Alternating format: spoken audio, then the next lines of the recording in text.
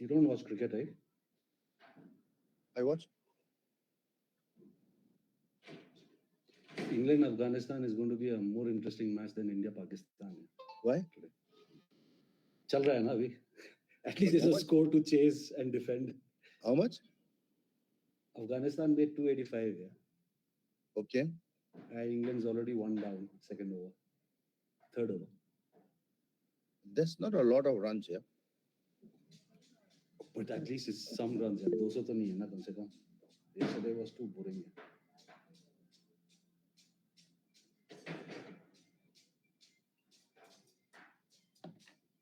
Is this noise in the background disturbing? There's some construction happening nearby. Can you hear anything? हजुर अलिअलि चाहिँ सुन्दैछ तर त्यस्तो disturb गरेको छैन. Shut the window then. No? Anyways, when we start, I guess.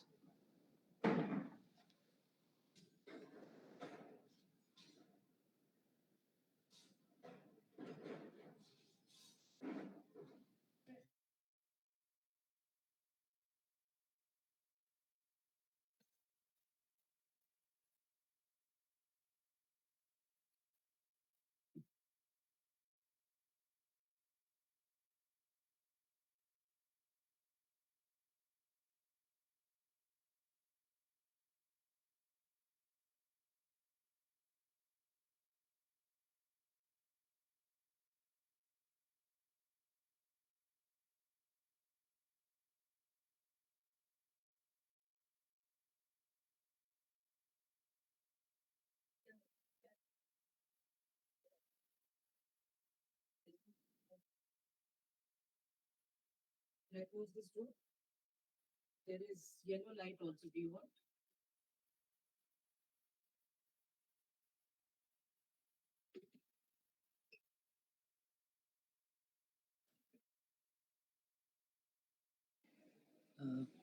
Hello everyone. अब हामी start गरिहाल्नेछौँ. तपाईहरु जति पनि जोडिनु भएको छ तपाईहरु सबैलाई स्वागत छ. सोनाम ग्याल्सेन सर पनि जोडिसक्नु भएको छ हाम्रो स्पिकर. तपाईलाई पनि स्वागत sir. She's yet to come. Yeah.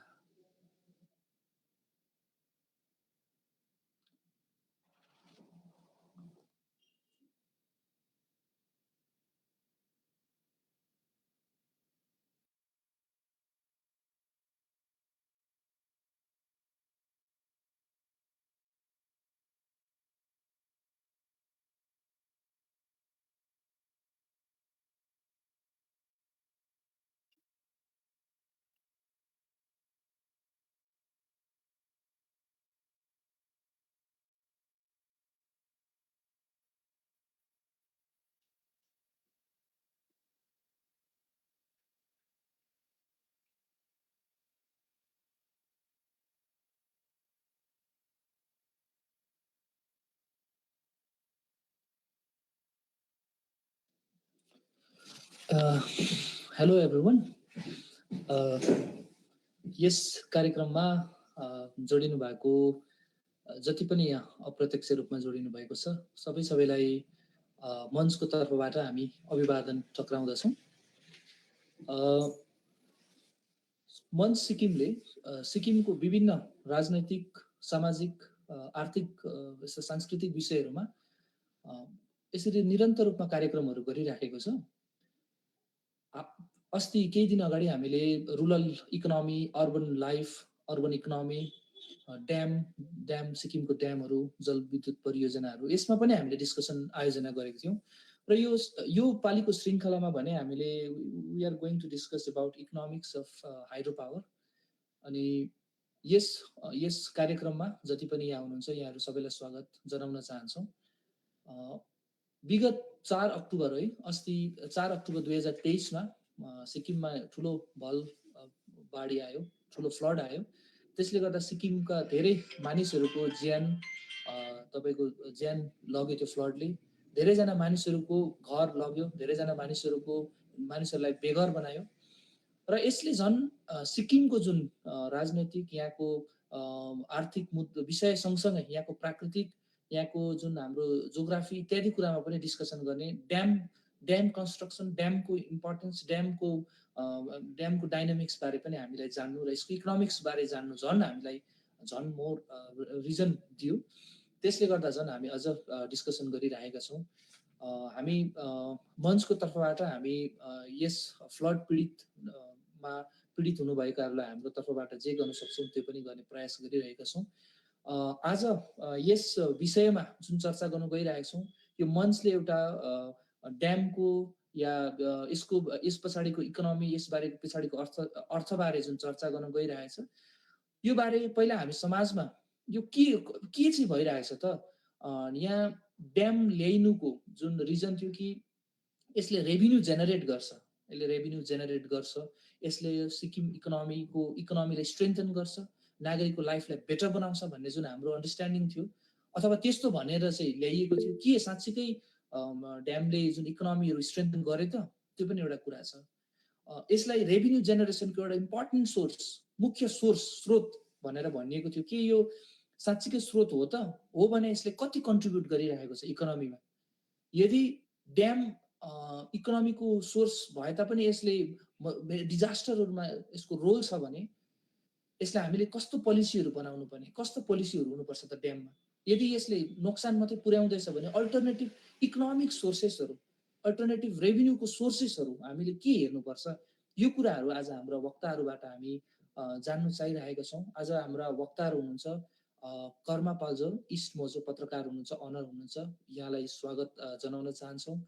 हामीमा पेमा वन्चुक सर हुनुहुन्छ, उहाँ पत्रकार, summit times. Sonam Gyeltshen sir हुनुहुन्छ, सचेत नागरिक। त्यसरी नै हामी माझ खगेश अग्रवाल सर हुनुहुन्छ, यहाँ काउन्सिलर, फिनान्स काउन्सिलर।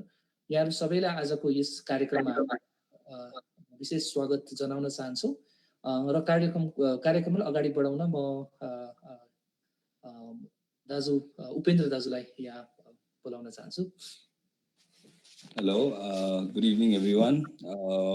मेरो रुपेन जतिको मिठो नेपाली त छैन, म I'll try my best English र नेपाली दुइटै गर्दै।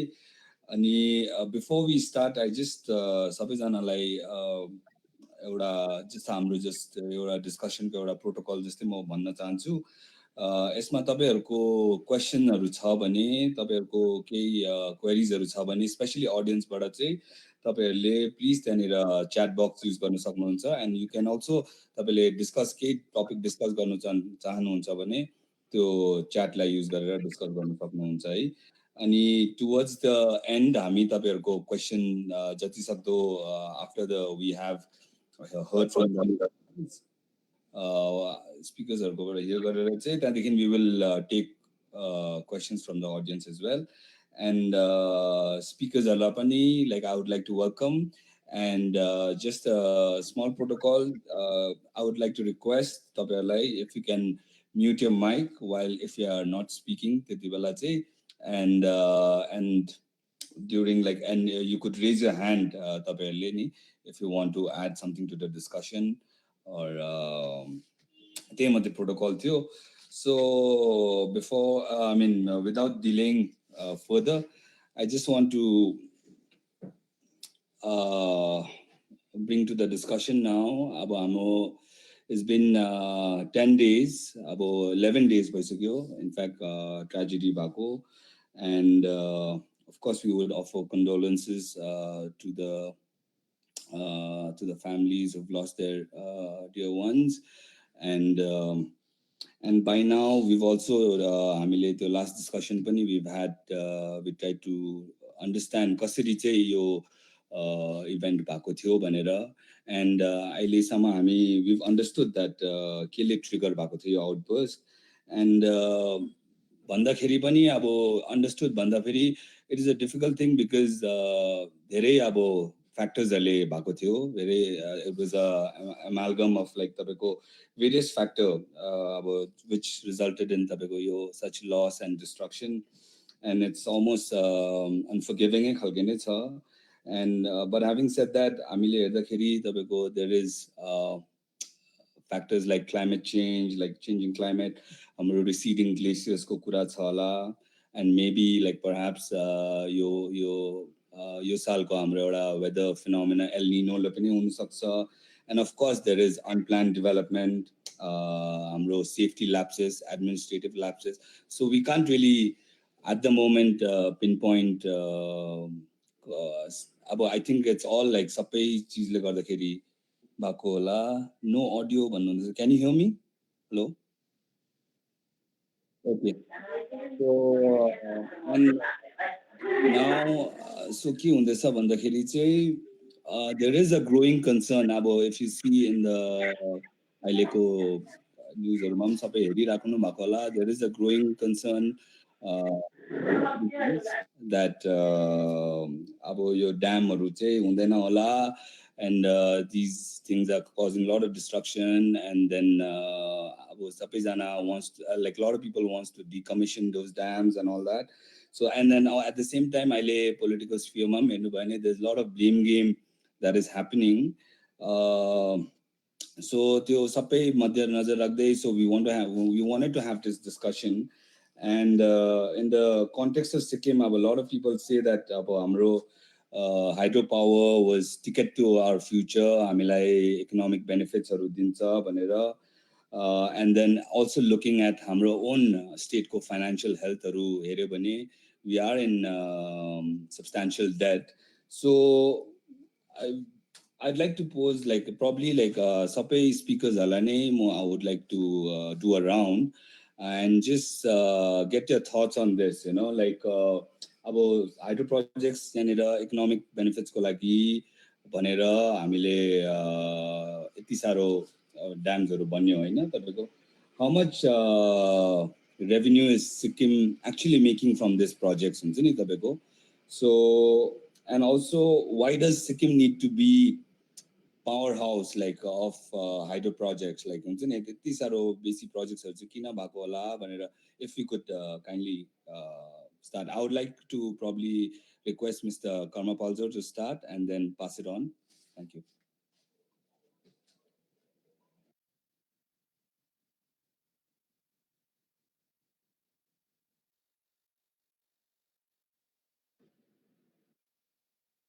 So what is the question? The question is, Tabeko, how much is our hydropower projects are contributing to Sikkim's economy, Tabeko? See, the question is whether you can swallow what you eat. पहिलादेखि नै, you know, in the media also, I remember there were very, very good stories done. And आज तक जब पक्का राम्रो एउटा channel हुँदा आज तकले पनि आएर सिक्किममा त्यो हाइड्रो पावर चाहिँ सिक्किम जस्तो सानो स्टेटको लागि ठीक हैन भनेर शो गरेको थियो. आज तक जस्तो नेशनल च्यानलले पनि आएर शो गर्यो. त्यसको बादमा CNN आयो, यताउता सबै आयो. India Spend आयो. India Spendले I think 2015 मा एउटा डिटेल स्टोरी गरेको थियो. इकोनोमिक टाइम्स, स्क्रोल सबैले स्टोरी गरेछ. तर सुन्ने चाहिँ कोही छैन. Right?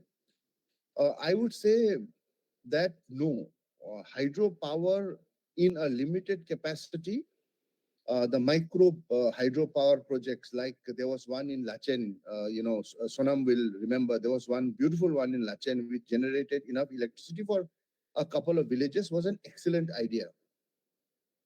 But the moment you go mega hydro in a place like Sikkim, which is extremely mountainous, and the space is limited. Now, तपाईले अब hydro power project Arunachal Pradesh जस्तो स्टेटमा सोचेको भए त्यहाँ अर्कै गेम हुन्थ्यो है.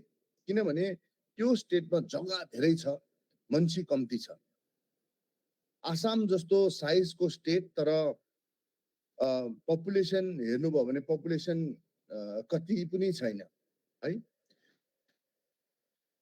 Development is not evil. It's a brilliant point. Somebody has pointed out in the chat. Right? I mean, does that mean development shouldn't become devil in men, which it has been going everywhere? So I kind of get what you're saying. तर हाम्रोमा चाहिँ के भयो भने environment assessment पनि राम्रो भएन, which we all think. हाम्रो हामी आफ्नै मान्छेले we also didn't really get into, we were being the 100% stakeholders, we didn't even try to participate in what was going on, and the fight was left to a very limited few who fought and who told us त्यही कारणले अब dam आइसक्यो, अब dam जति बन्यो बन्यो बन्यो है, we'll have to try and somehow run these dams because it's already there. So existing dam लाई चाहिँ अब हुँदैन, यसलाई बन्द गर्नु decommission भन्नु चाहिँ हुँदैन अहिलेको सिचुएसनमा चाहिँ, if our state is to survive.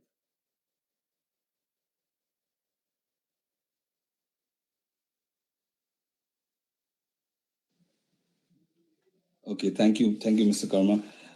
Would you like to pass it to somebody, or like Agepama, or could go? Yeah. Should I go? Yeah. Yeah.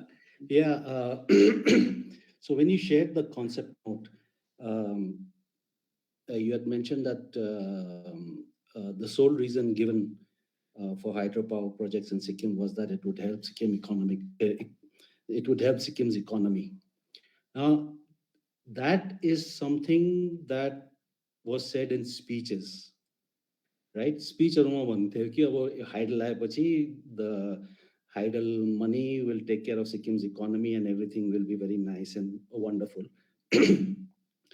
But that was not the truth. Hydel came to Sikkim, and this is something that we'll have to understand, right? Hydel did not come to Sikkim because Sikkim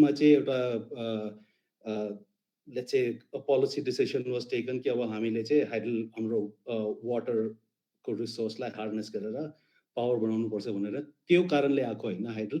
Hydel came to Sikkim in the 90s, this idea, when India was suffering massive power cuts all over, right? India, and the whole development push was happening, and they needed electricity, and Hydel was projected as green energy source. त्यति बेला चाहिँ फेरि पोलिसीहरू change गर्यो, private प्लेयरलाई enter गर्नु दियो, and all these things happened, everybody was new. That is how Hydel came to Sikkim. In Sikkim म चाहिँ त्यो अब मान्छेहरूलाई पोलिटिकल स्पिचमा भन्दाखेरि चाहिँ अब Hydel आयो भन्ने चाहिँ पैसा आउँछ भनेर बुझाउँथ्यो स्पिचेसहरूमा. But the reason it came is primarily that if anyone here is as old as I am, perhaps Karma will remember a bit of it. In the mid 90s, all of India was suffering massive power cuts. It was like every year you would have these stories, and suddenly government of India said, oh, there are all these rivers in the Himalayas, त्यसमा चाहिँ Hydel generate गरेर we'll have to, then they relaxed the policies and all those things happened. Unfortunately, what happened is all this money came in for big infra, and you all remember after a decade or so, there was that whole banks, NPAs, there was a downturn, and suddenly the funding जब वो रोक्यो Hydel projects को, that is when all these projects started failing. As in, the project developers could not have access to the money. So that is the general background. A lot of other things happened also, like त्यो start गर्ने बेलामा जुन चाहिँ सिक्किमलाई promise गरेको थियो, the rates at which the rest of India will buy its power, the power grid, national power grid मा जोड्ने, त्यो सबै policy planning failures, that is all another story. So it does, I mean, I'll leave it to Khagesh. I think Khagesh, being the finance guy, will be able to explain the money part of it. But which government undertaking has generated money? I mean, Sikkim ko kunche public sector undertaking che profit making, sir, right? Which government in India is a profit making? I mean, governments are not expected to make profit or make money. So this was always a very dodgy, superficial kind of an argument that was used. And when we're talking about Hydel projects, what we have to also bear in mind is that we'll probably get into that in the other points that you raised. But एउटा कुरा चाहिँ जुन चाहिँ हामीले why do people support the idea of Hydel पनि एउटा कुरा छ, right? Even in Sikkim, there are still people who support the idea of Hydel, like pro project, which has nothing to do with nation building or energy, but it is yo Hydel चाहिँ यस्तो remote area मा develop गर्छ जहाँ चाहिँ the land that people own there, they're getting value for it at very huge rates that would not have been possible earlier. When we say let's not do hydel, let's think of other things, that is another thing that people will have to bear in mind. Yes, sabai kura अब like for a section of people being able to sell their land ma depend hunda na. This experience was bad. I'm just trying to give you some reasons why people might end up supporting hydel. I don't think anyone supports hydel because they think it's a good idea. I don't think anyone supports hydel in Sikkim because they think this is our sacrifice for nation building. India needs energy, industrialization in India needs energy, so Sikkim they like sacrifice kara. I don't think that is the reason. The reasons are all very personal, as in my land, which no one wants to buy, which I'm never going to farm. You know what the scene of agriculture is in our country. So these are some reasons which we cannot ignore, right? There is nothing wrong in people having some greed and selfishness, but it is something that we should not reject either, is my point. So revenue-wise, economic benefit Sikkim la ayo Heidelberg, I don't think so. The CSR funds have also been wasted, right? We've seen that. How the CSR funds earlier by Teesta Urja, now by Sikkim Urja or by NHPC, it's demeaning how the CSR is spent and the amount of PR that is claimed on the basis of that. So even CSR ko benefit Sikkim mein aaye na bane, forget about the economic benefits that Sikkim had. And the revenue model, I mean, I'm sure Khagesh will explain better. I'll just quickly point it out here. All these things about 20% free, 35 years, pachi Sikkim le pauncha the project, right? Boot operation huncha ni, you build, operate, and then transfer pachi 35 years later, you'll only have Balwa there, right? There'll be no reservoir also left. So that is, no project is going to last that long. And the 20%, 12%, whatever the deals were, all of that is going towards paying the interest on the loans that Sikkim took, the Sikkim government took to buy its share of those projects. So it was never about economy, it was never about development, it was always about massive greed. And there were the other options that Sikkim could have explored. But at the basic point that we have to bear in mind is that this was never Sikkim's idea.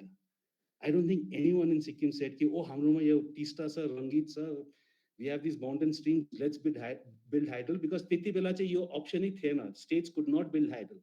Private companies could not build hydel projects. That was done only by NHPC. This is government of India which relaxed the rules and allowed things to come in. And of course, then greed took over. Yeah, I'll let someone else take on from here.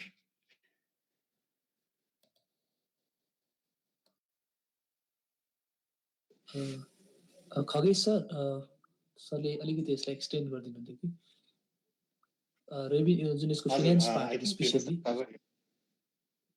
Right. So I'll just give a small overview of the Teesta Stage 3 project specifically, because earlier हाम्रो जुन चाहिँ calamity भएको छ, that was the Teesta Stage 3 project. So जुन चाहिँ यो project थियो, this project was initially जुन चाहिँ budget गरेको थियो cost. The cost was budgeted around 6,000 crores. तर यो बन्दा बन्दा चाहिँ बीचमा त्यो तपाईको 2011 को earthquake पनि आएको थियो. अन्त बन्दा बन्दा चाहिँ तपाईको यो cost almost 2.5 times जस्तो भएको थियो. And the total cost of building was roughly 14,000 crores. And यो जुन चाहिँ project थियो यसमा 60% of the ownership is with the state government and the remaining 40% approximately is with the private participants. Now, जुन चाहिँ यसमा तपाईको boot model भनेर पेमा सरले भन्नुभएको थियो, that is your build, own, operate and transfer, which means 35 years को लागि जुन चाहिँ agreement period छ, the company who has been given the project to build the dam, उनीहरूले त्यो build गर्छ, own पनि गर्छ, operate पनि गर्छ, 35 years पछि चाहिँ government लाई handover पाइहाल्छ project को, just like a simple PPP model भन्दा भयो. And during this 35-year period, the government को revenue was 12% of the output. जति बिजुली तपाईले generate गर्नुभएको छ, hydel power generate गर्नुभएको छ, त्यसको 12% will be taken by the state government as a revenue share. And government ले unfortunately तपाईको के revenue realize चाहिँ गर्नु पाएको थिएन because of the obvious reasons कि जुन चाहिँ loans government ले लिएको छ अनि जुन चाहिँ interest amount त्यसमा accrue हुँदैछ, त्यो payments को लागि the government had no option but to sell this revenue share of hydel power to other states like UP, Rajasthan. त्यहाँबाट जुन चाहिँ पैसा आउँछ त्यो पैसाले चाहिँ government was trying its level best to repay the loans and the interest. One more point which is very interesting is कि monsoons को time मा river को flow राम्रो हुन्छ त्यसले गर्दा मनसुनको टाइममा त राम्रो जेनेरेसन हुँदै थियो तर नन मनसुन टाइम्स द लिन पिरियडमा चाहिँ the power generated was not even enough to repay these interest overheads. त्यति बेला the government had to resort to borrowings from the local state bank of Sikkim to repay the loans. किनभने loans have a fixed interest payment schedule attached to it. एउटा principal repayment schedule पनि attach गरेको हुन्छ सो अहिलेसम्म हामीले revenue realise गर्नु पाएको छैन because of the massive loan overhead end बीचमा जब यो प्रोजेक्ट डिले हुँदै थियो because of the earthquake obstacles and other reasons त्यति बेला lot of these private investors also backed out. They said कि हामी यो प्रोजेक्टमा अब बस्न चाहदैनौँ त्यति बेला government of Sikkim had to increase its stake. So startingमा it was more than 50% तर 60% चाहिँ बादमा आएको किनभने the government had to buy the stake of these private players who wanted to exit their investments. So त्यो कुरा चाहिँ भएको थियो यसमा So अहिलेको शेयर होल्डिङमा चाहिँ 60% of the ownership is with the government and 40% is with the private players, which means all the damages that has happened, 60% of the loss goes to the state government because of the ownership structure. त्यो चाहिँ तपाईको अहिले financial structure basic भन्नु पर्यो भने चाहिँ त्यही हो अहिले प्रोजेक्टको. Okay, Mr. Kagesh, you just mentioned, I mean, like, yeah, it's situation seems अब अलिकति ब्लिक लाग्दो रहेछ कि अब यति साह्रो लोन हामीले लिएको छ and then instead of contributing to the economy, in fact, like we'll probably be taking out money from the economy to pay off the loan होला नि. And now that such a incident has happened and such damages has occurred, who is going to bear the loss? And is government going to bear the losses or the company going to bear the losses or will it be divided among thing कस्तो प्रकारले हुन्छ होला भने अलिकति त्यसलाई उयो गरिदिनुस् न. So I'll just give some more points on this particular question. So जुन चाहिँ तपाईको companies हुन्छ they normally take an insurance policy किनभने they know that they are trying to harness natural resources. So natural resources मा तपाईको calamities को डर हुन्छै हुन्छ. पानी बढ्नु, glacial lakes को melting rate is not in our control. Global warming is not in our control individually as a state or as the subjects of the state. That's a global phenomenon. So the company also rightfully had taken an insurance policy of roughly 11,500 crore rupees.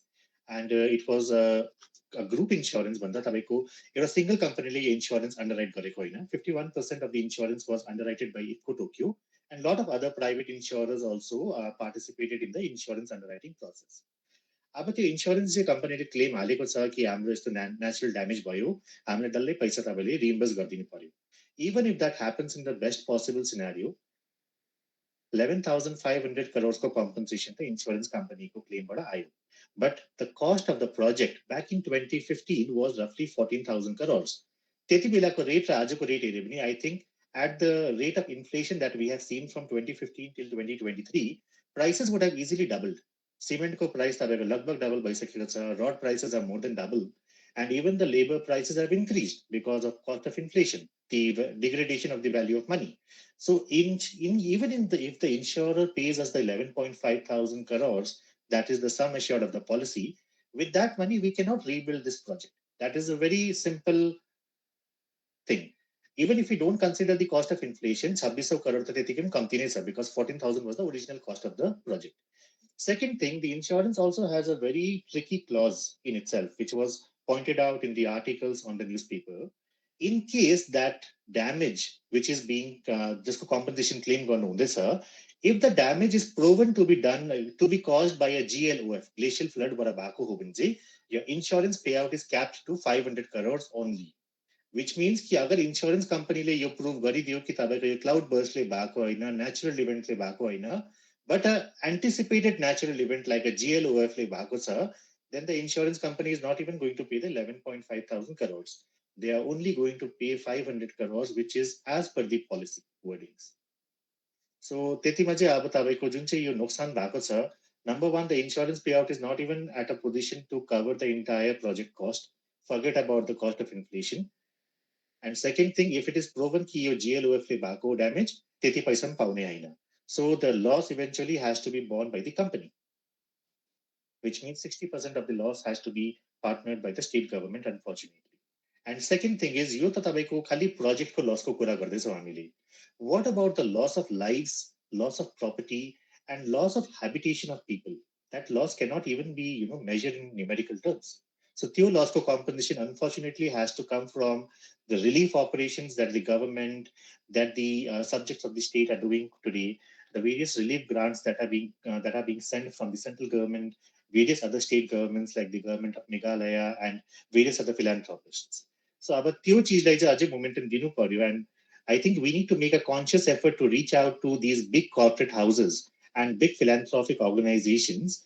This is our situation, this is the reality, and this is where we need your support. Because these organizations उनीहरुकोमा पैसा earmark गरेको छ to help people or to help causes which are in dire need of funding. So we need to approach these kind of organizations is what I feel. I would let others to add any point that they feel is relevant to this question. आगे सोनाम, कर्मा और आगे पिना. Sonam sir, यहाँ हामीले अहिले previous हाम्रो स्पिकर्सहरुबाट सुन्दाखेरि धेरै कुरा थाहा भयो है. अन्त एउटा कुरा चाहिँ के हामीले भने नि, यो एक त अहिलेसम्म स्टेटले रेभिन्यू त्यत्रो जेनेरेट गर्नु सकेको पनि छैन है. हाम्रो रिपे अझै पनि लोन तिर्नुपर्ने, त्यसमा पनि यो खालको अब जुन यस्तो फ्रजाइल ल्यान्डमा जुन प्रकारको यो डिस्ट्रोयहरू जुन भएको छ, डिस्ट्रक्सनहरू जुन भएको छ लाइफको, प्रपर्टीको, सबैको, यो गर्दाखेरि चाहिँ अब यो त मतलब यसले रेभिन्यू जेनेरेसन गर्ने होइन, झन् यो त नोक्सानी जस्तो पनि भइरहेको छ नि. यसलाई चाहिँ अब हामीले जुन प्रकारले फर्स्टमा न्यारेसन चलाउँदैछौँ, अघि पेमा सरले भने जस्तो यो ग्रिडबाट भन्ने थियो कि रेभिन्यू जेनेरेसनको सोर्स भनेर हामीले भन्दैछौँ, के यो हाइड्रो पावरलाई अब हामीले फिजिबल एउटा रेभिन्यूको सोर्स भनेर मान्नु सकिन्छ, अथवा यसलाई के भन्नुपर्छ सर? आई मिन यो फिजिबल सोर्सेस हो भन्ने नि हाम्रो लागि, हाम्रो कन्टेक्स्टको लागि. We can't hear you. Yeah, I think something's wrong with the audio.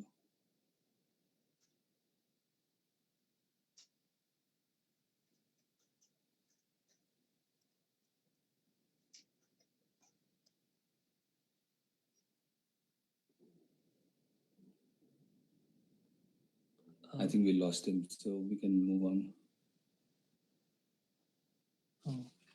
Right? Karma sir, यो यसलाई आई मिन हामीले फिजिबल एउटा जुन रेभिन्यूको सोर्सको रूपमा यसलाई लिनु सकिन्छ सकिँदैन, यसलाई कसरी हेर्नुपर्ने हो? अब पहिलादेखि हेर्दाखेरि चाहिँ जुन चाहिँ हाम्रो यो हाइड्रो पावर प्रोजेक्ट छ, जस्तो प्रकारले चाहिँ यो हाइड्रो पावर प्रोजेक्टलाई बेच्यो, सपना देखायो सिक्किमको मान्छेहरूलाई, यो चाहिँ एउटा स्टार्टअपको सपना देखाए जस्तै हो. अब के भन्छ स्टार्टअपले? स्टार्टअपकोमा न अफिस हुन्छ, न केही हुन्छ, एउटा प्रडक्ट हुन्छ. कोही स्टार्टअपकोमा एउटा आइडिया हुन्छ, त्यो आइडियालाई देखाएर भन्छ मैले यो बनाएँ भने चाहिँ भोलि मेरो यति हुन्छ, रेभिन्यू यस्तो हुन्छ भनेर देखाउँछ. त्यो रेभिन्यू देखाएर चाहिँ अन्त ठुल्ठुलो कम्पनीले त्यसमा इन्भेस्ट गर्छ र स्टार्टअपले आफ्नो काम थाल्छ. यो हाइड्रो पावर प्रोजेक्ट पनि सिक्किमको कथा मलाई त्यस्तै लागिरहेछ. किनभने पहिलादेखि नै हामीले एउटा सपना देखायो, वाउ है 900 करोड आउने भयो पर इयर, 700 करोड आउने भयो, 80 करोड आउने भयो, सपना एउटा देखायो. तर त्यो सपनालाई रियलाइज गर्नुको लागि है मान्छेहरूले चाहिँ फाइन प्रिन्ट चाहिँ हामीले कुनैले पनि पढेन राम्रोसितले है. हामीले यो जुन प्राइभेट कम्पनीहरू भक्काभक आयो, प्राइभेट कम्पनीहरू किन आयो? पेमा अङ्सुकले भनेको चाहिँ प्राइभेट कम्पनी किन आयो? त्यसमा ग्रिड थियो, पैसा बनाउनु थियो. किनभने कमिसनै हेर्नुहोस् त अब है, एउटा 11,000 करोडको एउटा प्रोजेक्ट हो, 10,000 करोडको एउटा प्रोजेक्टमा म एउटा स्टेक होल्डर भएर मैले 1% कमिसन पाएँ भने पनि त अब रेस्ट अफ द टाइमको लागि त मैले काम गर्नु भएन नि त. त्यसले गर्दाखेरि चाहिँ अलग अलग किसिमको मान्छे आयो हाइड्रो पावरको लागि. हामी त्यति बेला एक्साइटेड भएर आउँछु भनेर हामीले हेऱ्यौँ, उनीहरूलाई आउनु दियो, तर राम्रोसितले ब्याकग्राउन्ड चेक, कसको पैसा आउँदैछ, के आउँदैछ त्यो हामीले हेरेन है. अब न्युज पेपरमा यताउता आर्टिकल चल्यो, यो आउँदैछ त्यो आउँदैछ, दुनियाँभरको आइडिया छ, तर कसले पनि एउटा पक्रेर यो भन्नु सकेन कि हाम्रो यो पैसा चाहिँ कहिलेदेखि आउने है भनेर चाहिँ भन्नु चाहिँ कसले सकेन. अन्त एउटा सपना देखा. And now this is what we have been left with. 35 सालसम्म जस्तै यो खगेश ज्यूले भन्नुभयो, 35 सालसम्म त 12% आयो, 10% आयो, त्यो जेनेरेसनको माथि निर्भर छ होइन. अब गभर्मेन्टको अर्गनाइजेसन हो. बेल आउट कसले गर्ने? एयर इन्डियाको बेल आउट कसले गर्यो? लास्टमा गभर्मेन्ट अफ इन्डियाले गर्यो. 30,000 करोड रुपियाँ दियो एयर इन्डियालाई होइन. 30,000 करोड रुपियाँ दिएर यताउता एयर इन्डियालाई मिलाएर ठिक्कै बनाएर टक्कै बेचिदियो एयर इन्डियालाई. फेरि टाटालाई बेचिदियो होइन अब प्लानै त्यही हुन्छ नि त आइएफएमआईले क्वेसन सोधेको छ सोध्नुहोस् न कुन चाहिँ गभर्मेन्टको एउटा फ्याक्ट्री होस् र के होस् कुन चाहिँ सक्सेसफुल छ कुनै सक्सेसफुल छैन अहिलेसम्मको मतलब छँदै छैन यहाँ आसाममा अब कतिवटा यो ब्याम्बूको पेपर प्रोसेसिङ प्लान्टहरू बनाए ठुल्ठुलो एउटालाई म बाहिरबाट हेर्नु पनि गयो कत्रो साइज यो है खाएर खत्तम बनाए है लास्टमा अल्टिमेटली ड्यामेज कसलाई हुन्छ हामीलाई कसरी ड्यामेज हुन्छ नर्मल थिङ्स पेट्रोल प्राइस त्यो प्राइस नानीको बिस्कुट नानीको फिड किन्नु जाँदा पनि ट्याक्स यति बेसी भएर आउँछ त्यो चाहिँ लास्टमा बिस्तारै बिस्तारै गभर्मेन्टले चाहिँ लास्टमा पैसा चाहिँ हाम्रै सुकाएर ल्याउने I am among the 1.1% 2% who pay taxes है मेरो पैसा every year I give it to the government of India regularly जति पनि कमाएको छु out of that 33% I give it to the government of India है it hurts me to see that my money is being wasted सिक्किमे जनतालाई अहिले नलाग्ला है किनभने इन्डाइरेक्ट हो डाइरेक्ट होइन मलाई चाहिँ मेरो पैसा लगेर यस्तो गति छाडेर पैसा चलाइदिँदा मलाई चाहिँ रिस उठ्छ सिक्किमे जनतालाई अहिले पनि रिस उठ्दैन किनभने तपाईँहरूको इन्कम ट्याक्स छैन है तर बिस्कुटको प्याकेट होस् ज तपाईँको त्यो गाडीको पेट्रोल हाल्नु जान्दा होस् त्यहाँ चाहिँ जिएसटी र सिएसटी के लाग्दछ त्यो पनि त हेर्नुहोस् न बिस्तारै बिस्तारै बढेको छ कि छैन Mr. Karma, just to add to that, तपाईँले जुन चाहिँ भन्नुभयो नि अहिले that any अब आइएफएमआईले पनि भन्नुभयो त्यो चाहिँ any government enterprise चाहिँ तपाईँको it is failure भन्नुभयो नि and of course everything points to greed, corruption र तर अगर if we have to say consider तपाईँको hydro projects as a potential revenue generation for the state त्यसको लागि चाहिँ त्यस्तो के पोलिसीहरू हुन सक्छ do you think like could there be a policy which could अब हाइड्रो प्रोजेक्ट्सको लागि नि अब त्यस्तो मैले जानेको भए त म माथि हुनुपर्ने हैन अनि त म सबै चलाउनु पर्यो हैन साह्रो छ नि अब हेर्नुस् न अब 2015 को एउटा रिपोर्ट तपाईहरुले पढ्यो कि पढेन है एउटा रिपोर्ट थियो 2015 मा इन्डिया स्पेनको एउटा रिपोर्ट थियो सीधा सीधा त्यसमा उनीहरुले क्याल्कुलेट गरेर भनेको छ सिक्किमलाई कति चाहियो के चाहियो सिम्पल एउटा रिपोर्ट है अब अगर सिक्किमले चाहिँ त्यो जुन उनीहरुको रेभेन्यूको सपना छ त्यो अगर पोटेन्शियल है 8000 मेगावाट को चाहिँ जुन चाहिँ पोटेन्शियल छ सबैले भन्दैछ अहिलेको हाम्रो चिफ मिनिस्टर पनि बाहिर गएर न्यूजपेपरहरुलाई इन्टरभ्यु दिन्छ सिक्किमको 8000 मेगावाट चाहिँ हामीले रियलाइज गरे भने चाहिँ हाम्रो एक्स हुन्छ भन्छ नि त यो सबै सपना हो है एउटा फेमस स्पोर्ट्सको एउटा जेरी मगवायर कुन चाहिँ भनेर शो मी द मनी भन्छ नि त्यसले एक्साइटेड भएर you have to show me the money है सिक्किमे जनतालाई चाहिँ अहिलेसम्म चाहिँ त्यही स्टार्टअपकै सपना मात्रै देखाएर चाहिँ शो मी द मनी चाहिँ भएको छैन लु कहाँ छ शो मी द मनी मलाई कहीँ न कहीँ मैले चाहिँ पाएन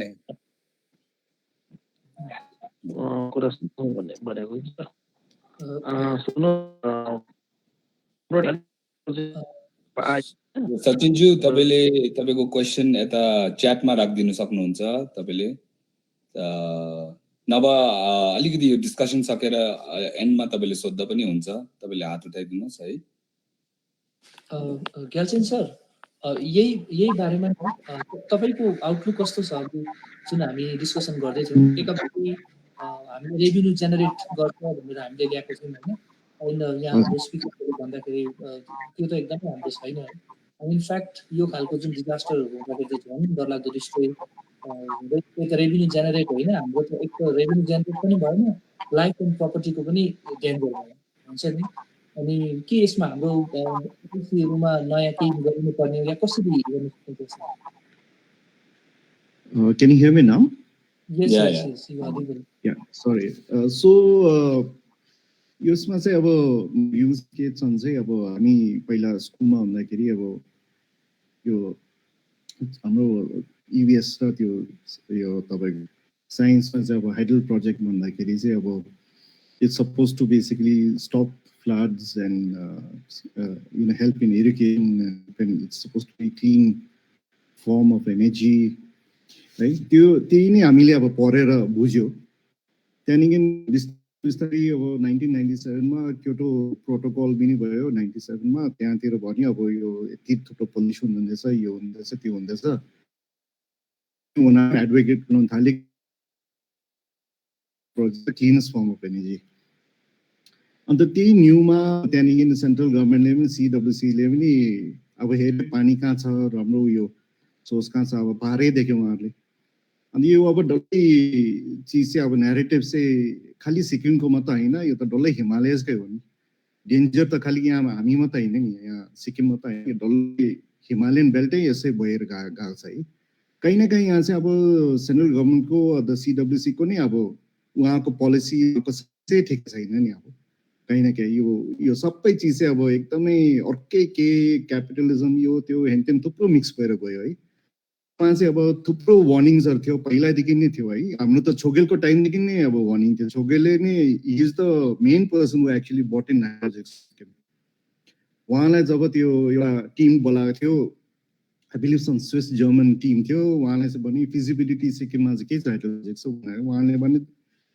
यो जस्तो खालको सिक्किमको फ्रेजाइल इकोसिस्टममा चाहिँ यो त फिजिबल छैन भनेर त्यो त पहिलादेखि नै अब नलेज यो त अब थुप्रोजना फरेस्ट डिपार्टमेन्टमा पनि हुनेहरू कतिजनाले टाइम एन्ड अगेन अलर्ट त गरिरहेको थियो नि गभर्मेन्टलाई तर अब चाहिँ के हुन्छ अब कहीँ न कहीँ अब गभर्मेन्टले अब रेभेन्यू सोर्स देखाउनै पर्यो अब उनीहरूले अब आज्ञा पाजोले भने जस्तो नि अब भाषा अन्त आज्ञा पेमाले भने जस्तो अब भाषणमा भनियो 300 करोड 400 करोड 1000 करोड भने त पैसा चाहिँ कहाँ कहिले आयो देखेन अब यसमा त रेभेन्यूको कुरा गर्दा त हाइड्रो पावर आउनु छैन हाम्रो जति पनि अर्को इन्डस्ट्री छ त्यहाँबाट गएको मात्रै छ अब तपाईँको अब तपाईँको यो if you really look at this अहिलेको फ्लडको यो कहाँ हुँदैछ यो लोकेसन कहाँ भयो यो त नर्थ सिक्किममा भएको पहिला अर्थक्वेक भयो कहाँ भयो त्यहीँ भइरहेको छ अब त्यो एक जग्गामा गरी त्यो पुरा अब डिजास्टर भयो यो त अब एउटा अब देयर वाज सिम्पटम्स नि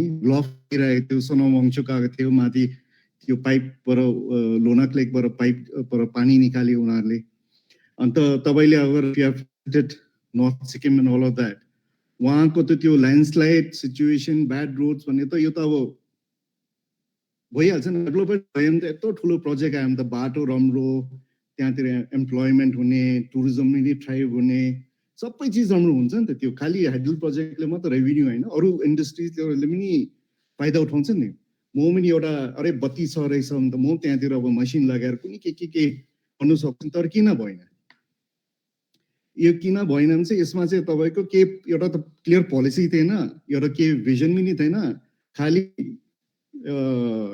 XYZ कम्पनीहरू प्राइभेट कम्पनीहरू भन्यो लु है सिक्किममा चाहिँ हामी सब्सिडी दिन्छ यो दिन्छ तर आएर यहाँ इन्भेस्ट गर्नुहोस् हाइडल प्रोजेक्ट भन्नु उनीहरूलाई केही मतलबै छैन है अन्त हो त्यसले गर्दाखेरि चाहिँ अब हाइडल प्रोजेक्ट त भेरी क्लियरली आज हेर्नुहोस् न तपाईँको अब यत्रो अब I don't know how the tourism stakeholders are slipping right now है हामीले अब हुनु त भन्दैछ कि तपाईँहरूको रेस्ट अफ सिक्किम चाहिँ ओपन छ हामीले भन्नुपर्छ किनभने अरू पार्ट्स अफ सिक्किममा चाहिँ टुरिज्म स्टेक होल्डर्स छ त्यहाँ जान सक्छ नि त तर भए पनि अब यो चाहिँ घरि एउटै जग्गामा चाहिँ अब यो प्रब्लम भएको छ नि त यो त अहिले मात्रै होइन यो लसेस छ एभ्री इयर होइन तपाईँको एभ्री इयर बाटो बन्द भइरहेको हुन्छ नर्थ सिक्किममा एभ्री इयर केही न केही त भइरहेको हुन्छ त फर्स्ट टाइम होइन यो यस्तो नेचुरल डिजास्टर अलिअलि सानो इन्टेन्सिटीमा त लसेस भइरहेछ नि त अब हामीले यसो हेर्नु पर्यो त यो त अब तपाईँको यो त पैसा पनि आएको छ लोन नो पैसा त्यही माथि हामी ब्याङ्क ग्यारेन्टीहरू बसिरहेको छ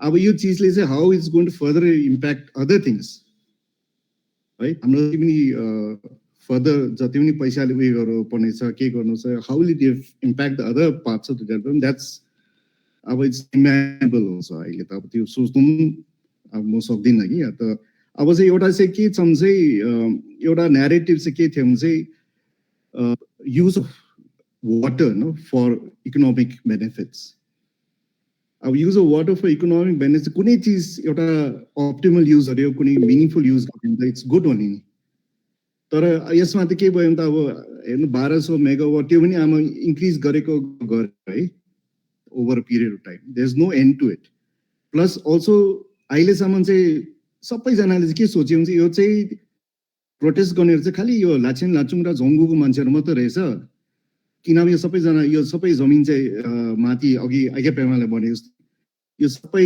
प्रोजेक्ट्सहरू चाहिँ ट्राइबल जमिनमा भइरहेको छ, ट्राइबल एरियामा भइरहेको छ, त्यहाँ जमिनको दाम पनि एकदमै उयो गरिहाल्छ। अन्त रिमोट जग्गामा छ, कहिले भिडमा हुन्छ र कहिले के हुन्छ, त्यो यति लाखमा त बरु त्यहाँ केही हुँदैन, एग्रिकल्चर पनि भएको छैन, लु बेचिहाल्यो भने इट्स अ बेटर डिल भनेर सबैले गर्यो। तर अब अहिले हेर्दाखेरि चाहिँ छैन। अब we are landless kind of thing माथितिर त एक प्रकारले। अन्त त्यो बायोडाइभर्सिटीको त कति लस भयो त्यो त अब हिसाब छैन अब है। त्यो त अब फरेस्ट डिपार्टमेन्ट कसो के गर्छ त्यो एन्ड द्याट। सो कहीँ न कहीँ चाहिँ I just feel that you know अब हाइडल प्रोजेक्ट गर्दाखेरि चाहिँ मान्छेहरूले चाहिँ के बुझ्नु हुन्छ, खालि ड्याममा त होइन कि यो तपाईँको टावर्सहरू आउँछ, ठुल्ठुलो टावर्सहरू आउँछ, ह्युज केबल लाइन्स। अब यसको त सबैको प्राइभेटहरूमा बनाइरहेको छ यो। अब यसको के गर्ने? अब मान्छेले जमिन पनि बिगारिदियो हो, दे हेभ स्टप cultivating also, cardamom and other things. अब यसको चाहिँ यो लसेस कसरी चाहिँ अब उयो गर्ने तपाईँले? सो कहीँ यो चाहिँ to sum it up, this has been a very bad deal, yeah, all, and people have been saying this also, but I feel that lessons will still not be learned. True. I hope to learn. I mean, I hope we learn from this. अझै नि पेमा सरलाई हामी यहाँ सोध्नु चाहे कि अझै जस्तो यो अघि सरले कुरा गरिरहनु भएको थियो, हाइडल पावर चाहिँ ग्रिन एनर्जी भनेर भनिदिने, त्यहाँबाट जस्तो अस्तिको एउटा ड्यामको डिस्कसनमा नि हाम्रो आइरहेको थियो कि यो कोलहरूले, जस्तो अस्तिको फ्लडमा पनि यहाँ एउटा क्लाइमेट चेन्ज एउटा रिजन थियो होइन, एउटा कारण थियो।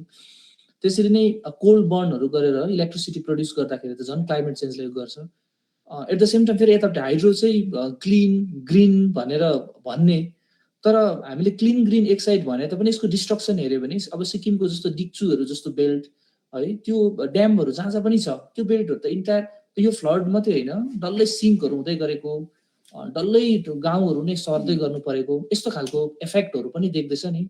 त्यसले गर्दा यो ग्रिन एनर्जी हो भन्ने खालको नेरेसनलाई चाहिँ हामीले यसलाई कसरी लिनुपर्ने? अघि यहाँ उषा म्यामले पनि लेखिरहनु भएको थियो कि, यहाँ अहिले च्याटमा लेखिरहनु भएको थियो कि अब ड्याम र टुरिज्म हामी सँगै लिनु सक्दैनौँ, किनभने एकपट्टि रोडहरूको उयो छ है, त्यो कुराहरू पनि आइरहेको छ। सो यसलाई जुन यो ग्रिन एनर्जी भन्ने खालको पोइन्ट छ नि, यसलाई चाहिँ हामीले कसरी हेर्नुपर्छ होला सर, Pema sir? Thanks. Dams and tourism तपाईँहरूले सुन्नुभयो कि भएन, तर एक टाइममा चाहिँ सिक्किमले त ड्याम टुरिज्म पनि प्रमोट गर्नु ट्राई गर्दै थियो, त्यो रिजर्भरमा बोटिङ गराएर मान्छेहरूलाई। So irony is never end when it comes to governments.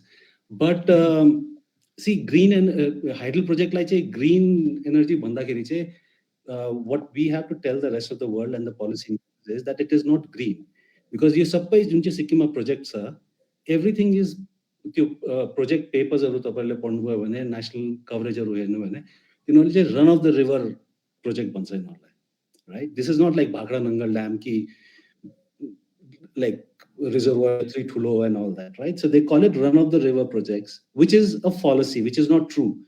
Dikchu तपाईँले देख्नु भएको छ, दिक्चुमा त्यो विन्टर्समा ड्याम लगाउँदाखेरि टिस्टा चाहिँ खाली बग्छ है, फेरि पावर स्टेसनबाट चाहिँ निस्किँदाखेरि फेरि सिङ्कमबाट चाहिँ again Teesta comes a life. So it is not green. That is what the world has to be told. What Sonam mentioned, what you mentioned about climate change also, त्यसमा पनि एउटा कुरा जुन चाहिँ what is worrying, I'll tell you, because I was at a I don't know why they called me, but I was at this conference kind of a thing where there were some consultants and they were saying Sikkim ले चाहिँ run of the river project किन बनाउँदैछ? In the next 20-30 years India will not have enough water, right? Water shortage यति बेसी हुन्छ इन्डियामा, सिक्किममा त reservoir dam बनाउनु पर्छ ताकि सिक्किमले चाहिँ बिजुली मात्रै होइन पानी पनि एक्सपोर्ट गर्छ रेस्ट अफ द कन्ट्रीलाई, right? It is only a matter of time before someone comes and says कि बिजुली मात्रै होइन अब पानीबाट पनि हामीले कमाउने भनेर त्यो पनि प्रोजेक्ट ल्याउनु बेर छैन है। So that is a situation you are against. I had seen a comment by Kailash here saying that smaller project operated by local people kina gardana Sikkimma. That brings me back to the same point that I said, why did Hydel come to Sikkim? Sikkimma Hydel चाहिँ सिक्किमलाई बत्ती कम्ती भएर आएको होइन, right? 90s मा सिक्किमको entire सिक्किमको requirement was 30 megawatts. अहिले बढेर गएको छ, but I remember when I started journalism in Sikkim, when the first projects came to Sikkim, Teesta stage 5 आउँदाखेरि 500 megawatts, सिक्किमको requirement 30 megawatts, already taken care of by small projects. That is the story that was sold, right? So these projects did not come to Sikkim because Sikkim needs micro hydel, small hydel, very local area networks supply, right? To plug them into the national grid and all becomes too complicated. I think that is why you will not get funding for it. People can try it, of course. Try pani gareko sa. Like Lachin was an example. Now, coming back to the point of whether hydel projects are feasible or not, they might be. Like, how is it possible that we don't have the technology, science, or professionals who can make good hydel projects, right? I believe on paper you can. Agar tapaile pani त्यो environment reports and the conditions and जुन चाहिँ त्यो MOU sign गर्छ project and stakeholders को बिचमा त्यो पढ्नुभयो भने चाहिँ it's brilliant. The problem is it is not implemented ever. So त्यो situation मा चाहिँ maybe the idea is good, but the processes are wrong, right? I don't trust the processes. To give you an example of the processes, just imagine, Sikkim, it took a high court order to tell our DCs that dam oruma che त्यो पानी release गर्दाखेरि warning system काम गरेको कि छ छैन त्यो गएर check गर्नु. It took a high court order when this should have been something that the DCs were always doing. त्यहाँ dam बन्नु बित्तिकै or the first accident पछि यो त गर्ने काम हो नि तर गरेन. Now every 15 days, I'm in the newspaper business. Every 15 days, you have a press release answer. Pakyong, Namchi, Gangtok district ko SDMs they go and they check all the dams, the siren chaleko sagi saina and all that, right? So that is the problem of the processes. And we don't trust the developers. There have been no developers who've done a good job of making hydel or working with the people here. So yo duita situation like garda, no matter what they come up with, I will not trust anyone to make good hydel in Sikkim. The idea might be good, right? I'm not saying that the idea itself is bad. So I think before Sikkim thinks of what to do in the future, I don't know, Khagesh might help, Sonam might have some ideas, maybe maybe Karma can mention, talk about this. But how resources are used in Alaska, right? Which from where oil or whatever is sourced to America. त्यहाँ चाहिँ the local stakeholders को जुन चाहिँ एउटा share भनौँ, control and say in how projects are developed, त्यो चाहिँ अलिक seriously लिनु पर्ने छ. We can get into that discussion later because see the problem right now is in the whole कि hydel resource हो भनेर, right? And I can't understand Sikkim चाहिँ अहिलेसम्म कसरी it is falling for this argument. तपाईले आफै हेर्नुस्, I mean everybody out here they'll agree that no state in India which is resource rich is rich itself, right? Assam हेर्नुस्, Jharkhand, Chhattisgarh, Odisha. If you look at the African countries, if you look at Saudi Arabia, what do we get when you're a resource-rich area? You get a lot of oppression, you get a lot of profit-making people, you get a lot of profiteers, and you get oppression, right? Look at what is common in all these areas is that the local people are unhappy and the state is being overbearing, right? If it is Saudi Arabia, people might point at Saudi Arabia and say, you know, oil and look at how rich they are. They are rich, but they're not free. Right? The people there are not free. So democracy and resources, the way they're exploited in our country is a problem. I've always said that we can see this in the language that developers use where they talk about exploiting natural resources. It's only in the hands of locals that they'll start talking about harnessing resources, right? That is an argument that people like Sonam and Khagesh can advise us on, right? So jab samajhe tyo capacity hunda na Sikkim ko ma, where they can take control of these projects themselves, I think they should just, like it's too late in a way, right? The dams are already there. I think in the management, Sikkim should still step in. Sikkim should still step in and say about how the projects are run, how the project money, revenue is used. This much Sikkim ko stake alik beshi. I mean, there are a lot of other ideas. I think you cannot harness resources properly until you have genuine democracy.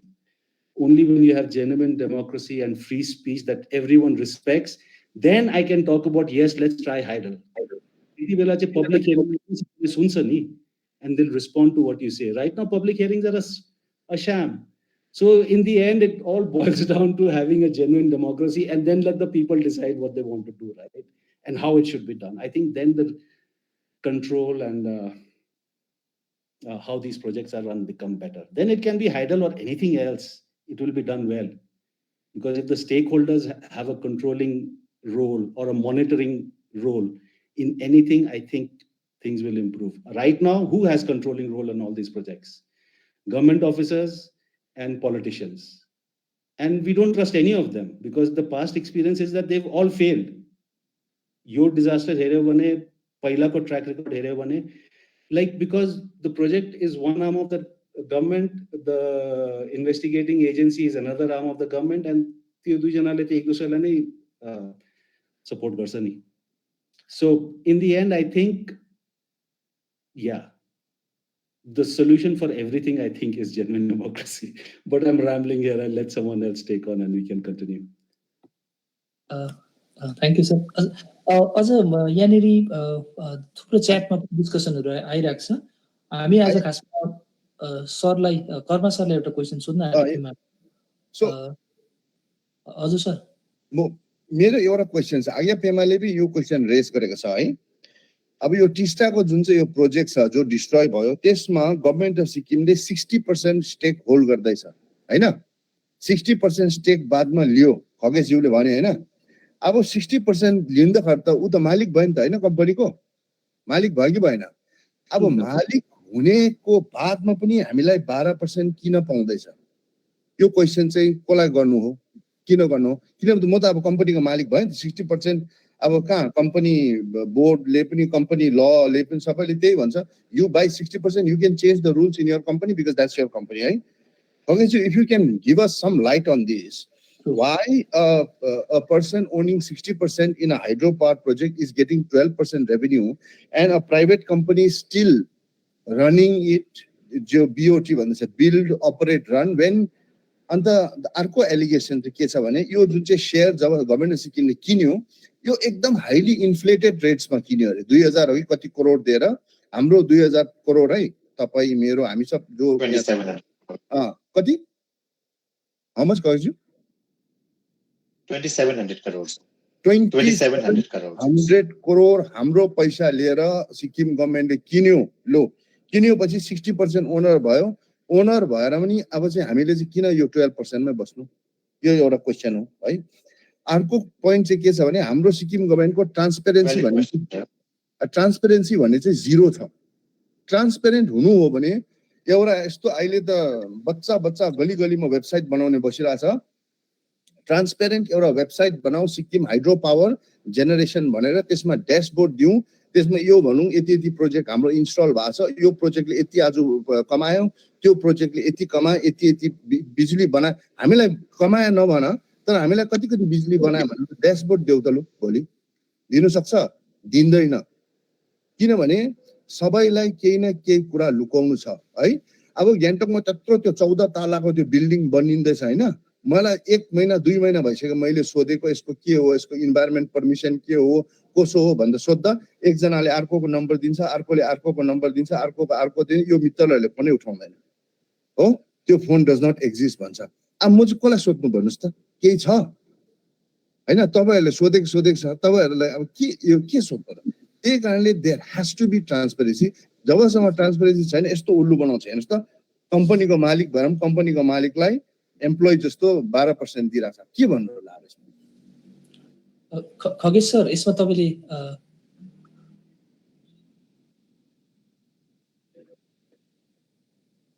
It's a very valid question, Upendra, and that question needs an answer definitely. Hello, is it audible? Is it better? Yes. Hello? Yes. Yeah, okay. So it's a very valid question. If you're increasing your stake from, let's say, 50% to 60%, then you should definitely ask for something more. Government ko dosh denge na. The fault is actually with the subjects of the government, that is me and you and everyone in this meeting. We are a part of democracy and we have read the Constitution of India when we were in school.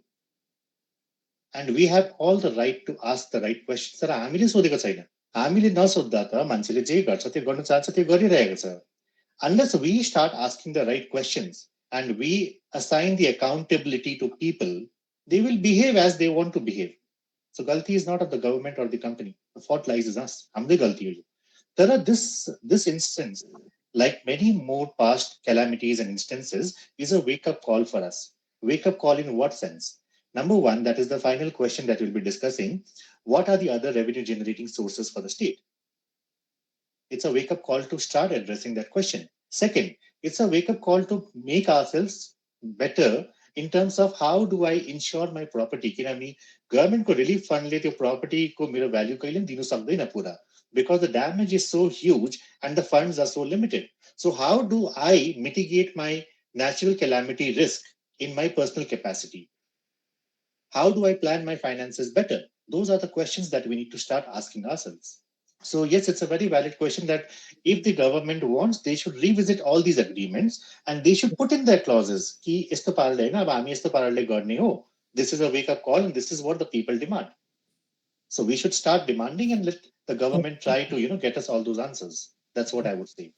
Khagesh sir, अब एउटा कुरा नि, अब since गभर्मेन्टमा जो मान्छेहरू छ हैन, elected रिप्रेजेन्टेटिभहरू छ, एक हिसाबले त हामीले भोटहरू दिएर उहाँहरूलाई हामीले रिप्रेजेन्टेटिभ बनाएर पठाएको छौँ.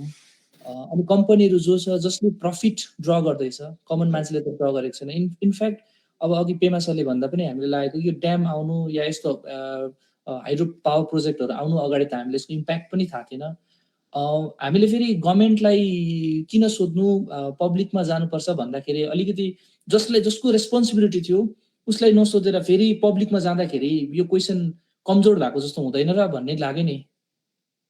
आई मिन फर्स्ट एन्सरेबल त त्यो प्रोजेक्ट को company at the same time government हुनुपर्ने, किनभने नागरिकहरूलाई त एक त त्यो नागरिकको इन्ट्रेस्ट पनि होइन थिएन फर्स्टमा.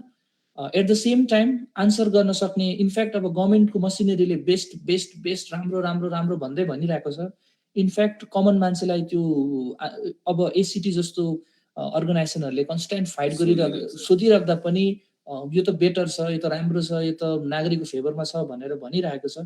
त्यसो गर्दा गभर्मेन्टलाई हामीले सोध्नु भन्दा पनि नागरिकमा सोध्नु भन्ने कुरा कतिको सही होला? We ask the government will answer only when we ask those questions. Just to give you a very simple example, yo charcha ko lagi prepare garda feri I came across a very interesting report. A report which dates back to 2009, CAG report. त्यो report-मा यति बेसी ड्रब्याक्सहरु निकालेको छ यो project. And mind you, these are only the public drawbacks, publicly published drawbacks भन्नु कि यो सबैले उनीहरुले देखिरहेछ. Like for example, Teesta Stage 3 project. Unlike the other projects where the revenue sharing was 12% for 15 years and 15% for the remaining 20 years, this one project among a few projects only has a 12% revenue share for the entire 35 years. That was highlighted as a drawback in that project. कि यो project मा चाहिँ किन कम्ती लिएको? तपाईको सालाना लस 260 करोडको आसपास हुँदैछ. It was publicly available report. हामीले पढ्नु पनि पढेन त्यो. हामीले देख्नु पनि देखेन. They were selling us the promises, we were buying it. So it is not a one-sided fault. It is a two-sided fault is what I would humbly put it. Ajum chahe we can go and try to research as much as we can. We will get a lot of data. Basis that data, we should ask the right questions and try to give the opportunity to our government, to our departments, to answer those questions and to mitigate those gaps. अब simple question भनौँ न, तपाईको as a company तपाईलाई थाहा छ 14,000 करोड रुपैयाँ लाग्यो प्रोजेक्टमा. Your insurance is only worth of 11.5 thousand crores. What about the remaining 2,600 crores ko gap? And second thing, तपाईको cost of production the bond नै हो. If you have to reconstruct this dam, it will not be constructed with the same cost of 2015. आजको cost मा हुन्छ त्यो. So there should have been a step up insurance. तपाईले insurance coverage बढाउँदै गर्नु पर्यो सालाना साल. त्यो agreement तपाईले insurance सँग गर्नुपर्ने हो. So these are the questions or these are the suggestions that we should put forward as stakeholders of a government and let the government do its duty.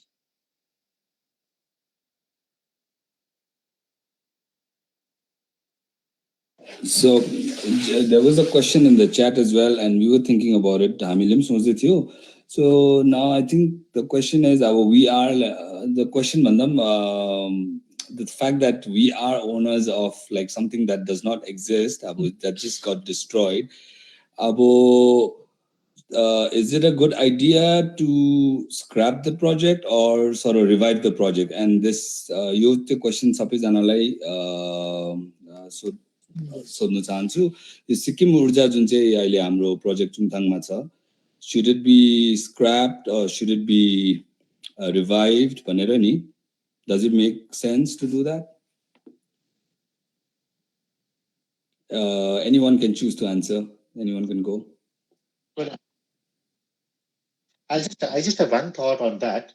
So before we decide whether it should be rebuilt or whether it should be scrapped, I think a financial feasibility study चाहिँ हुनुपर्छ. And at least the company who is partnering to develop that project should give it in writing कि 35 वर्षपछि चाहिँ त्यो company बस्छ, त्यो project हुन्छ. It would not be just matter and zamin. The project 35 वर्षपछि हुनु पर्यो for the government to take ownership and to reap benefits of its investment. And it should definitely consider the feedback of the ground people who got impacted by this disaster. हामी त बोलिहाल्छौँ, पढिहाल्छौँ, तर they are the ones who got impacted. So उनीहरूको feedback चाहिँ please तपाईँले लिनुस्. Even if it is a minority feedback, give it the required stature.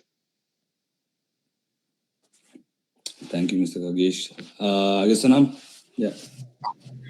एउटा त whether the project should be scrapped or whether the company should be scrapped. अब यो दुईटा अलग-अलग है. The other thing is that I think we have to relook at the the FRA, the Forest Right Act. We have to revisit that, the Forest Right Act, as well as the EI, the Environment Impact Assessment. There has been a lot of changes in the FRA as well as the EIA, which needs to be rectified looking at current situation. One is the feasibility from the point of view of finance, all of that. The other thing is basically, again, you have to look at the opinions of everybody. So यसमा चाहिँ तपाईको socio cultural impact के छ, अरु चीजहरुको impact के छ, अब त एकदमै सिरियसली लिनुपर्छ। यसमा चाहिँ अब खाली माथि जोंगुको मान्छे, नर्थ सिक्किमको मान्छे मात्र हैन, यसमा चाहिँ अब सबैजना नै तपाईको उयो गर्नुपर्छ। किनभने आजको दिन अस्ति पहिलाको तपाईको इस्ट मोजोको एउटा इन्टरभ्यूमा हाम्रो ग्यात्सोले भनेको थियो कि अब त एफेक्टेड सिटिजन्स अफ टिस्टाको डेफिनेसन त तपाईको बंगलादेशमा जहाँ टिस्टा अब बन्छ अहिले सबै त एफेक्टेड भयो नि त है। हामी सबै एफेक्टेड भयो, डाउनस्ट्रीम कति जना र एफेक्टेड भयो, अनि फर्दर इफेक्ट पनि भयो। यो त the story is still not over right now. So त्यसले गर्दाखेरि चाहिँ अब यो त अब मेरो हिसाबले त अब यो no this thing has to be scrapped. All the other hydel projects have to be revisited, and यसमा चाहिँ सिरियस एउटा पब्लिक उयो चाहिँ लिनै पर्छ अब यसमा चाहिँ।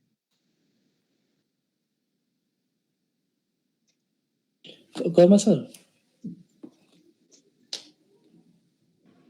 अब यसमा चाहिँ सबसे इम्पोर्टेन्ट चाहिँ जुन चाहिँ पहिला त्यो स्टेक होल्डर जति जना पनि इफेक्टेड भएको छ, यसले त्यो स्टेक होल्डरले बोल्नु पर्यो। हामीले अब बोलेर हुँदैन, त्यो स्टेक होल्डरले मेन भन्नु पर्यो। चुङथाङ नागरिकहरूले भन्नु पर्यो कि उनीहरूलाई अब यो ड्याम चाहिन्छ कि चाहिँदैन। That is the question number 1। Second point is economic feasibility. तपाईले एउटा ठुलो टिभी किन्यो अरे, पुरा टिभी हेरेर तपाईको आँखा पनि बिग्रियो अरे, अलिअलि कमजोर भएर तपाईले चस्मा किन्यो भने चस्माको कस्ट पनि टिभी कस्टसम्म लाउनु पर्यो। त्यहाँबाट टिभी तपाईको बिग्रियो अरे, टिभी तपाईले 10,000 मा किनेको थियो अरे, अब त्यो टिभी बिग्रेर टिभी कम्पनीले तपाईलाई भने अरे फेरि अब फेरि त्यसको दाम चाहिँ अब फेरि 10,000 नै तपाईलाई लाउनु पर्यो भने चाहिँ अब तपाईले सोच्छ नि, प्र्याक्टिकल हो, सिम्पल हो। तपाईले सोच्छ नि, म किन पुरानो त्यो टिभी बनाउनु, म टिभीलाई फ्याँकेर चाहिँ म एउटा नयाँ टिभी लाउँछु भन्छ नि हैन। You do a new investment, that has to be thought about, is it viable. So then अब के हुन्छ हेर्नुस् है, 35 सालसम्म उनीहरूले लग्यो बिल्ड अपरेट ट्रान्सफरमा हैन, अन्त 35 सालसम्म सिक्किम गभर्नमेन्टलाई 12% दिने भयो। कुन चाहिँ कम्पनी आएर चाहिँ फेरि बनाएर चाहिँ फेरि 35 साल भने चाहिँ अब कति भयो, 35 प्लस 70 इयर हामीले पर्खिनु पर्यो जबसम्म यो ड्यामले चाहिँ हामीलाई एक्चुअली रेभेन्यू दिनु लागि। त्यो त अन्त मतलब आँखा बिग्रेर बुढो भएर मरिसक्दा पनि तिम्रो त टिभी आएन त फेरि हैन, के गर्ने हो, त्यो चाहिँ राम्रोसित सोच्नु पर्यो। So there are 2 points to it. 1, people, whether the people want it or not, most important. Second point is then to talk about the financial feasibility. Pema sir, Yeah, see, it's right now, it's too early to even start thinking about Kio project like ke karne ho, because it's the arguments to rebuild are very strong, right? The government le jab ho, the present government ले जब वो भन्छ कि यो चाहिँ poor quality कन्स्ट्रक्सनले भत्केको हो, what they're actually saying is अब हामीले चाहिँ राम्रो पारा बनाएर एउटा strong dam बनाउँछ, right? So that idea, what the government is planning to do with the project is already there, that they want to make it, right? Now, and also what you've got to keep in mind is that only the dam has gone, right? Your powerhouse, the tunnels, the other infrastructure is still there. It might have suffered some minor damage, but physical loss is only of the dam. So when they're talking about rebuilding something, they're talking about making the dam again. And of course, they'll say latest technology, best, whatever. Now, the only thing that I have to say in this is sitting from, if you ask me personally, you've got a chance. Dam, nature le udai diyo, or why do you want to make it again? Would be my point, right? Personally. But if you want to look at it rationally, then if Teesta stage 3 is to be redeveloped, has to be remade, the dam has to be remade, like what Karma said, Sonam said, everyone else said, then how do we make sure of that? We have to have a fresh public hearing. As simple as that. You cannot say कि यो project को लागि पहिला public hearing भइसकेछ, people have already said yes, now yo damage भयो, repair मात्रै गर्ने हो भनेर चाहिँ त्यो चाहिँ हुनु भएन, because now new evidence has arrived about this project. Now people know actually what the risks are. People पहिला त एक्टले भन्थ्यो हैन कि ग्लोफ हुन्छ, ड्याम फुटेर जाँदाखेरि तल ड्यामेज हुन्छ. That was only an argument. Now people have seen it. So if this project is ever considered afresh, the first thing that has to be done, and that has to be made sure of, is have a fresh public hearing. And then that is how the stakeholders will decide what to do with it. And that's when the public hearing, then people can put conditions on. If they say yes, my yes is based on these conditions, and all the points that everyone else raised may be included there if that's what the people want. So yes, they should not be allowed to say, okay, this is a damage, our repair garnu lagi ta feri sabaiलाई सोध्नु पर्दैन, right? Because this is not a damage. New evidence has come, new situation has arisen, so a new project will literally have to be made. So a fresh public hearing, hopefully, is what everyone should demand, I feel.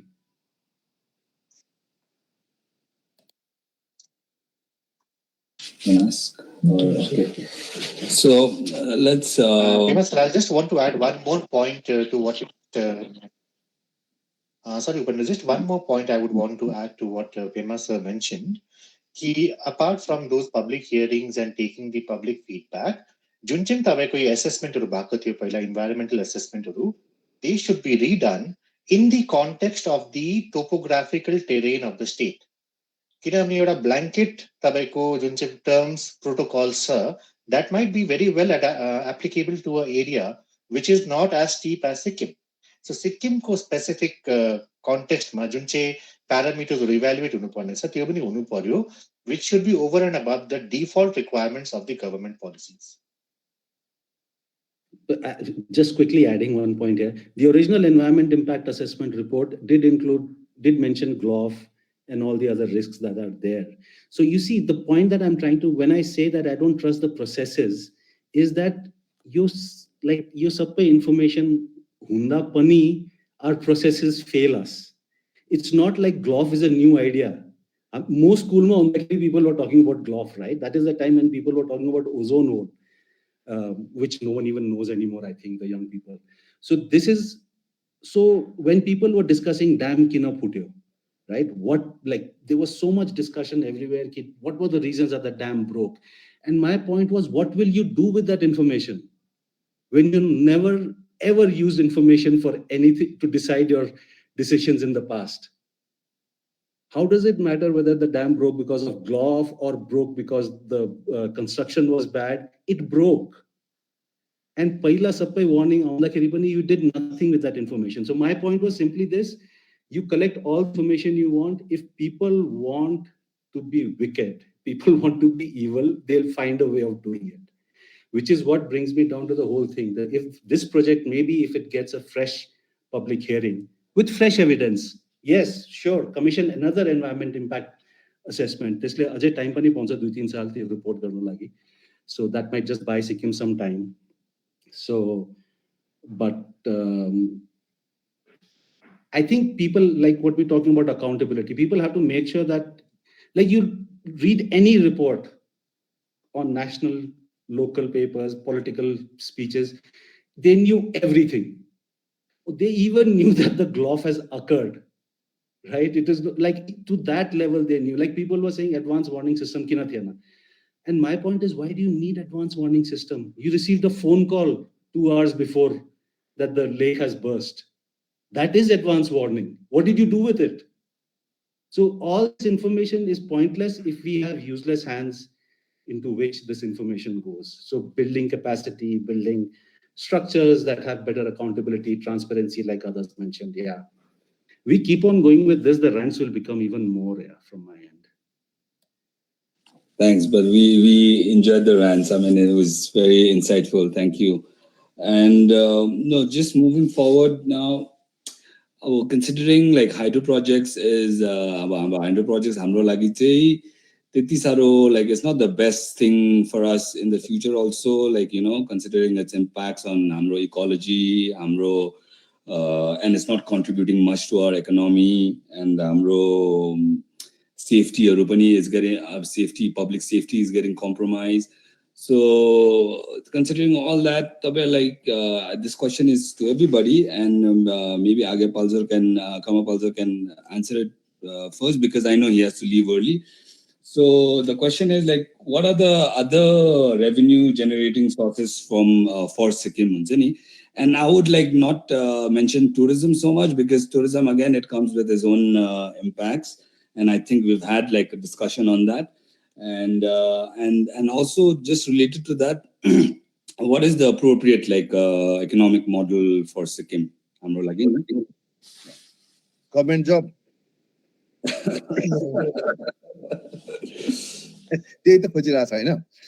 I mean, there are too many questions. There are too many answers to this, revenue generation. Revenue generation, धेरै नै छ.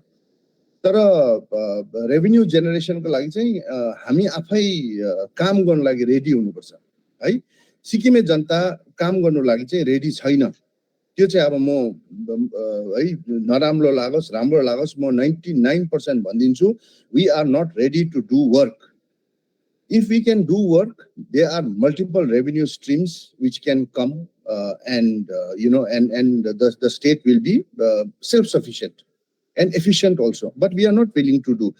I mean, simple things, everybody knows, everybody talks about it. मतलब मेरो त टाउको पनि दुख्छ भरि गरी गर्दा. होटल खोल्यो, लिस्टमा दियो, कसलाई हो, हामीलाई यादै छ कसलाई दियो, लिस्टमा दियो हैन. रेस्टुरेन्ट खोल्यो, सकेन, लिस्टमा, सबै त लिस्टमा दिन्छ. यो लिस्ट कल्चर छ नि जुन चाहिँ हाम्रो सबै त लिस्टमा दिन्छ है. भोलिपर्सि अन्डरपेन पनि खोलेर लिस्टमा देला सिक्किने जनताले. त्यो दिन आएपछि, अनि त्यो दिन आउँछ है. अब यस्तै खालको हामी बस्यौँ त्यो दिन आउँछ है. अब त्यो दिन जबसम्म त्यो माइन्डसेट चेन्ज हुँदैन तबसम्म जति रेभेन्यू खोज न, लास्टमा गभर्मेन्टै पस्छ सिक्किम. कफी ग्रो गर, सकेन भने गभर्मेन्टै आउनु पर्यो, फेरि के गर्यो गभर्मेन्टै आउनु पर्यो. स्टार्टअप खोल्यो गभर्मेन्टले पैसा दिनु पर्यो. अरे स्टार्टअप गर्ने भए त गभर्मेन्टले किन पैसा दिनु पर्यो? सीड फन्ड देऊ ठिकै छ, हेल्प देऊ ठिकै छ, तर यो फर्स्ट चाहिँ पब्लिकको माइन्डसेट has to change है. अन्त as far as the dams are concerned, whether dam बनिसक्यो है, that's a reality, and we cannot just now come out and say हुँदैन अब ड्यामलाई बन्द. त्यो चाहिँ एकदमै रङ एटिट्युड हो. जसरी भए पनि जुन बनेको ड्याम छ त्यसलाई चल्नु दिनु पर्यो. कसरी म्यानेज हुन्छ त्यो चाहिँ म्यानेज हामीले गर्नै पर्छ. तर अब कसले गर्छ, कति गर्छ, कसले पैसा दिन्छ, all these are questions that has to be answered right. But in everything, somebody wrote me a question saying that तर नाम चाहिँ छैन, नाम चाहिँ मतलब छैन रहेछ, which really reflects all of us, because हाम्रोमा चाहिँ मतलबै छैन हो, मतलब छैन रहेछ उसको नाम. अब उसले भन्दैछ क्लाइमेट चेन्ज है. Climate change, India burning coal, 50% of the energy needs are met. अब त्यहाँ कोल बनाउँदा हामी सिक्किममा बसिरहेको छ, हामीलाई इम्प्याक्ट हुँदैन भनेर त हैन नि, हामीलाई इम्प्याक्ट हुँदैछ नि. global warming is a reality now. Everybody, I mean, forget Sikkim. I get reports from Nagaland. जुन जग्गा चाहिँ एउटा टमाटर पनि फैलिन त्यो जग्गामा टमाटर फैलिन थाल्यो भनेर अचम्मको न्यूज आउँछ नि हैन. That is the reality of climate change. They burn coal, there will be an increase in GLOF. हैन, त्यो त हुन्छै हुन्छ. So for every little thing that we do, there is a damage behind it. है, अब सबैजनाले sustainable भन्छ नि. अब can we be truly sustainable? I don't know. You know, to what extent can we be successful? And the revenue stream, you know, there will be revenue stream, but we have to be ready to work for it. And अहिलेको best revenue stream चाहिँ मैले हेर्दा government of सिक्किमै हो. सबैजना government of सिक्किममा नौकरी ढुनु हैन, के अरे त्यो जब फर पनि के भनेको त्यो वान फ्यामिली वान जबमा पसौँ, ह्याप्पी, एउटा मोबाइल फोन किनौँ, अफिसको कुनामा बसेर मोबाइल हेरिबसौँ हैन, रात दिन त्यो उयो नै गरिबसौँ, त्यही गरौँ. त्यही हो revenue stream. Yeah. sir. Yeah, I mean, wrong person to ask about economic models or what can succeed. But I'm sure Khagesh will give us, and I know Sonam has been trying a lot of things, so there'll be interesting insights there. But like, for example, he said tourism. Like, there are two things that Sikkim already has, right? Tourism and organic farming. It has not been able to leverage it properly. You leverage, like with marketing, promotion, or whatever it is required, it can be taken to a new level, right? So that is obviously something that requires attention. The other is Sikkim has to look at what is succeeding already with its people. And so when I look at it, it's services, obviously, because tourism Malik experience already, sir. There is, I feel education is something that Sikkim has ignored for too long. That, like, I don't like the idea of quota, that whole tuition network that has happened there. But why cannot something like that happen in Sikkim? And not in Gangtok, but in one of the other places, right? It is something that has, for a very, at least an entire district can, I would think, benefit from something like that. People might have problems with the whole idea that is there. I saw Khagesh had mentioned that, and I had that point in my list of options as well, is something that I don't know why Sikkim has not explored much, which is health and wellness. And that is despite the whole experience, right? Darjeeling was taken as a sanatorium by the British like 150 years, 200 years back. So Sikkim's potential for health and wellness, tourism is a very cruel word to use for it, but as a health and wellness center is ideal. The weather is good, the pollution is still considerably low, but policy, like why is it that Sikkim does not have a private what is it called, hospital, right? Except Manipal, why a private, like Siliguri has, but Sikkim doesn't? There is a policy problem there, right? It is not, you cannot get paperwork done and things like that. So I think these are sectors that Sikkim should explore. I think Sikkim should not look at its resources, because our real estate just a resource, I don't like the term local, non-local, but if something like real estate cannot be leveraged by a local, then Aru resources, that there's no chance that the local communities will benefit from it, right? So I think resources like Saidma Rakhnuboya, focus on, I would say, services, which would include BPOs, why not? Internet is quite stable. Education, and not just the quota thing. Quota thing was just an example. I think good schools. Sikkim can have much better schools, and then it is not dependent so much on outside factors, right? I mean, something like COVID, no one can predict and help, but good schools is something that I don't know why Sikkim has not invested in. The experiment with universities, I'm not very excited by. So I don't think the government should come in, right? Because then you will get like these 20 universities, which God knows what they do. I think government should only relax rules. Like if today I want to open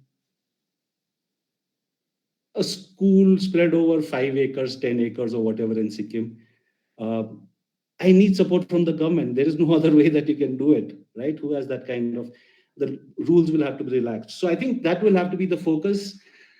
Health and wellness, definitely. And BPOs, yes, like someone had mentioned, and Sikkim did try it at one time. Maybe that time was not right. Maybe the effort was not good enough. Again, top down. So that is something that Sikkim should explore. And I don't know, learn from Singapore and all these other countries. Like Sikkim has to pretend that it has no resources. And then what to do? So you go to countries like Singapore. I'm thinking SBS. Like I was thinking, why is it that SBS is in such a bad shape? Banking itself could have done so much. I mean, Khagesh will be able to mention it. Imagine Sikkim had a bank that was not under RBI. I'm not saying you do it illegally or do it the wrong way, but just the ease of business that was possible with that. Instead of doing that, Sikkim just used it as a piggy bank to, I don't know, give loans to favorite people and things like that. So financial services, I feel, is a good thing. I actually quite enjoyed what happened with the whole MCX scam, that someone found that loophole and was benefiting from that loophole, right? Something like that is costs nothing on the environment. It brings intelligent, interesting people to Sikkim who have a lot of money to spend here, right? Because what is the number that Sikkim is looking at? Maybe when they draw up an economic policy, the first thing they should do is, what is Sikkim looking at? How much does Sikkim want to generate by way of revenue? When we talk about private sector ma kaam garnu mandena people of Sikkim, I also believe that, right? I have seen that. But I now have a different take on it. People do not want to work in the private sector in Sikkim because it does not pay well. You go to a private sector to ask for a job, that job cannot even pay your rent, right? Forget about your Adidas shoes or whatever is it that you want to buy. So in the end, the government becomes the only thing. It's only when you have a genuinely thriving private sector that people will go there. I mean, no one actually wants to work in the government. Like, I don't want to be running after VIPs, right? If I can be independent and be earning more on my own. So yeah, the government stepped out of the way. I'm sure people like Sonam and all can do quite well. It is just that the government is so omnipresent, sab cheez mein ghusna hai, so that becomes a problem. Yeah, that's about some points that I had. Thanks again. Again, Sonam, I know that you've been talking about creative mountain economy, and just adding to the question again, do you want to talk about that, or do you want to just respond to the answer? I'm sorry, to respond to the question. In a thing of time, I think I'll just kind of sum it up all together only. Yeah. So, I mean, my dad used to tell me, before the merger, how Sikkim was like a producer state, our GDP was almost as good as India's, maybe a little bit more. And, after it became like a consumer state, right? Like eventually the transition started there, because everybody wanted to fill up all government jobs, etc. And then security, our parents figured out, once you have that stability in finance, etc., banks can give you loans, you can start building and secure your children's future. And that narrative has continued, to a fact that हाम्रो सबै mentality नै जैसे कि what do we do जहाँ चाहिँ सुती कमाउने क्या कामै नगरे गर्दा सुती कमाउने चाहिँ कसरी गर्न सक्ने भने so we have become not clever in terms of how to manipulate this kind of stuff. So for when we came back to Sikkim, and then we were looking around as to what can be done. So for me, right from the beginning, only not only Sikkim but the entire Himalayan belt. That time, I think this Prashant Tamang.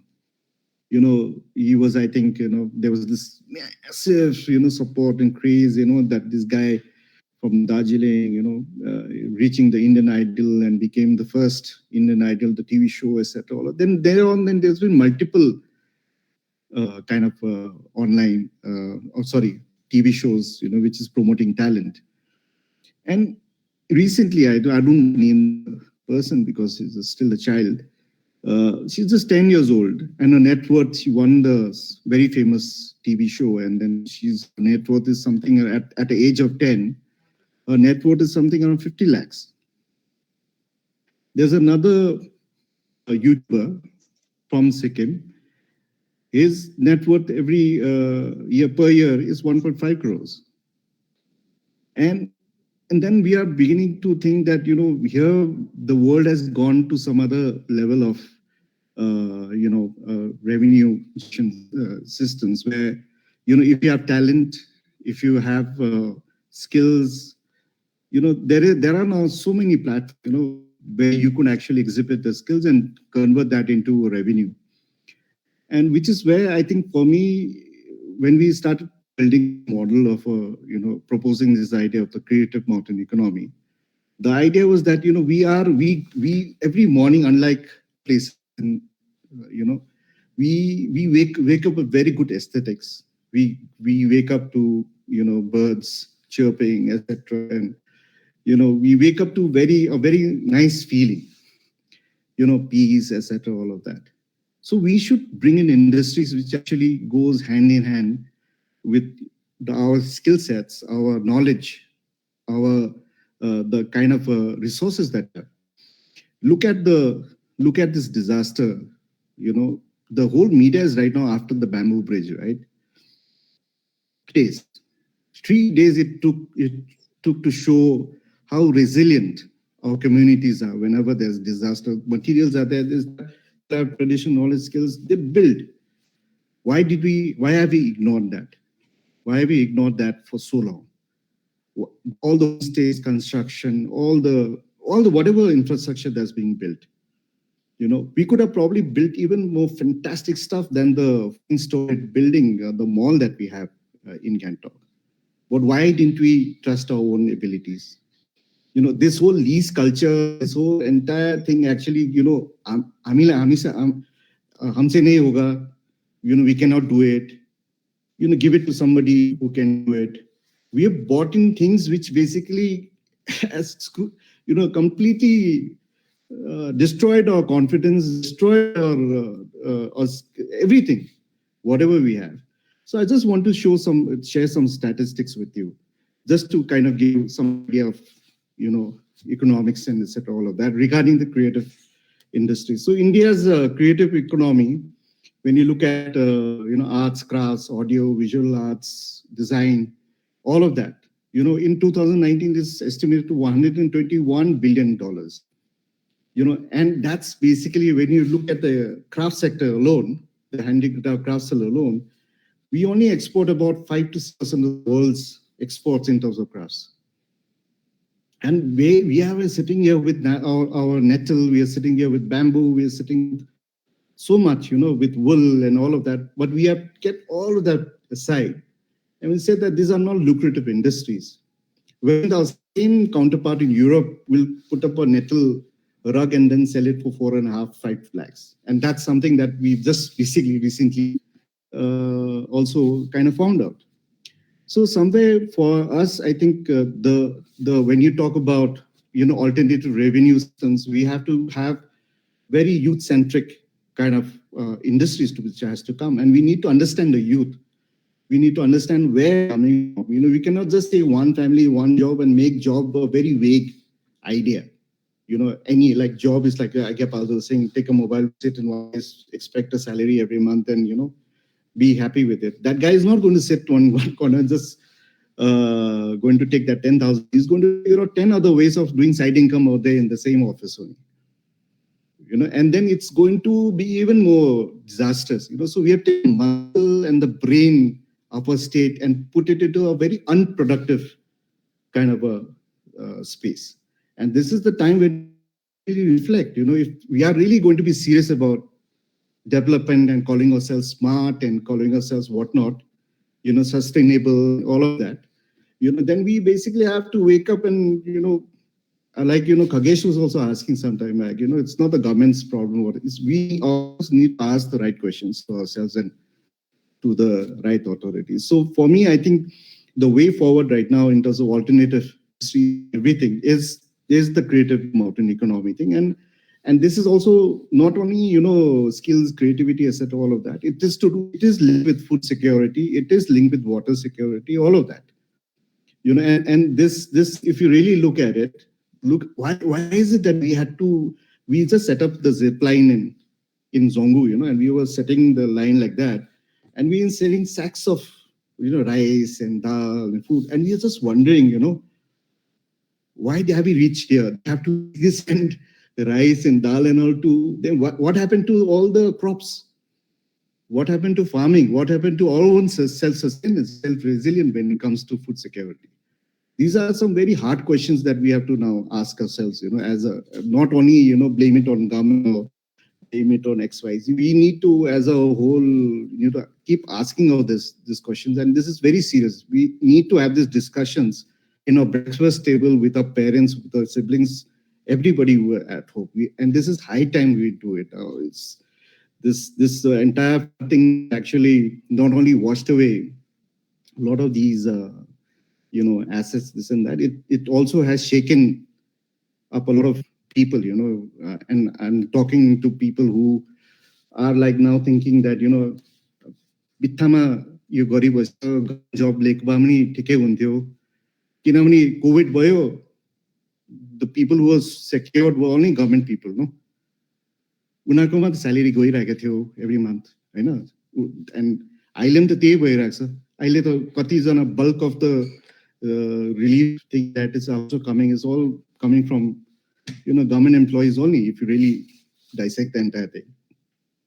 So I said the way forward now is basically figuring out own resilience towards, you know, economic revival, and not depend on some committee to make some report which never comes.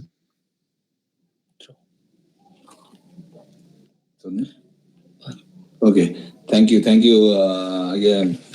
That was great. I know Mr. Khageshले तपाईले chatमा पनि तपाईको पुरा हाल्नु तपाईको solutions-हरु हाल्नु हुँदैछ, but if you could like quickly summarize it, and probably we'll go till 8:30 होला in the interest of time. After that we'll probably take questions from people. Okay, Khagesh, please.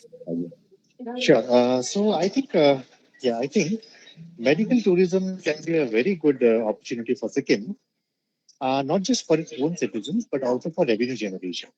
You know, I mean, when I was in Bangalore, I saw that a lot of these Southeast Asian country people used to come to Bangalore for effective treatment, and so that always made me think and wonder, why can't we have great hospitals and great doctors in Sikkim, so that people who want medical facilities can choose to come to Sikkim? Because the natural advantage we have is that of our weather. We have beautiful weather, very pleasant climate, unlike the metro cities where we go for specialized treatments. So that can be one opportunity. And the second one could be monastic tourism, because we as a landscape, we have all those monasteries and those like cultural heritage, which a lot of people might want to explore. And our your railways into development, railways will only act as a catalyst in that whole process. So these were the two themes, basically chat in the interest of time. But these two themes are, something which can definitely be considered and assessed for feasibility. Thank you, sir. आज खासमा हाम्रो main discussion चाहिँ हाम्रो यही hydro power प्रोजेक्टकै यो economics बारे छ र पनि हाम्रो यहाँ धेरैवटा सजेसन्सहरु धेरैवटा क्वेशन्सहरु आइरहेको छ। यसलाई एउटा मध्यनजर गर्दै एउटा चर्चा सर्ट गर्नुपर्छ भन्ने पनि लाग्यो। जस्तो कि यो जुन फ्लड छ यो फ्लडमा ड्याम एउटा रिजन हो है, त्यसरी क्लाइमेट चेन्ज पनि एउटा इम्पोर्टेन्ट रिजन हो। अनि सिक्किम जस्तो जुन ल्यान्ड छ है, जुन माउन्टेन छ, यो फ्रजाइल छ। यसमा अब हाम्रो सिक्किम गभर्नमेन्ट अब आउने सिक्किम गभर्नमेन्टहरुले पोलिसीहरु बनाउँदाखेरि क्लाइमेट चेन्जलाई पनि लिएर बनाउनु पर्छ कि, या जस्तो कि बजारको क्षेत्रहरु है, टिस्टा यो लोनाक लेक यस्तो भयो हैन, भविष्यमा पनि यस्तो हुन सक्छ। यहाँ अघि स्मृति बस्नेत उहाँले पनि लेखिरहनु भएको थियो हैन।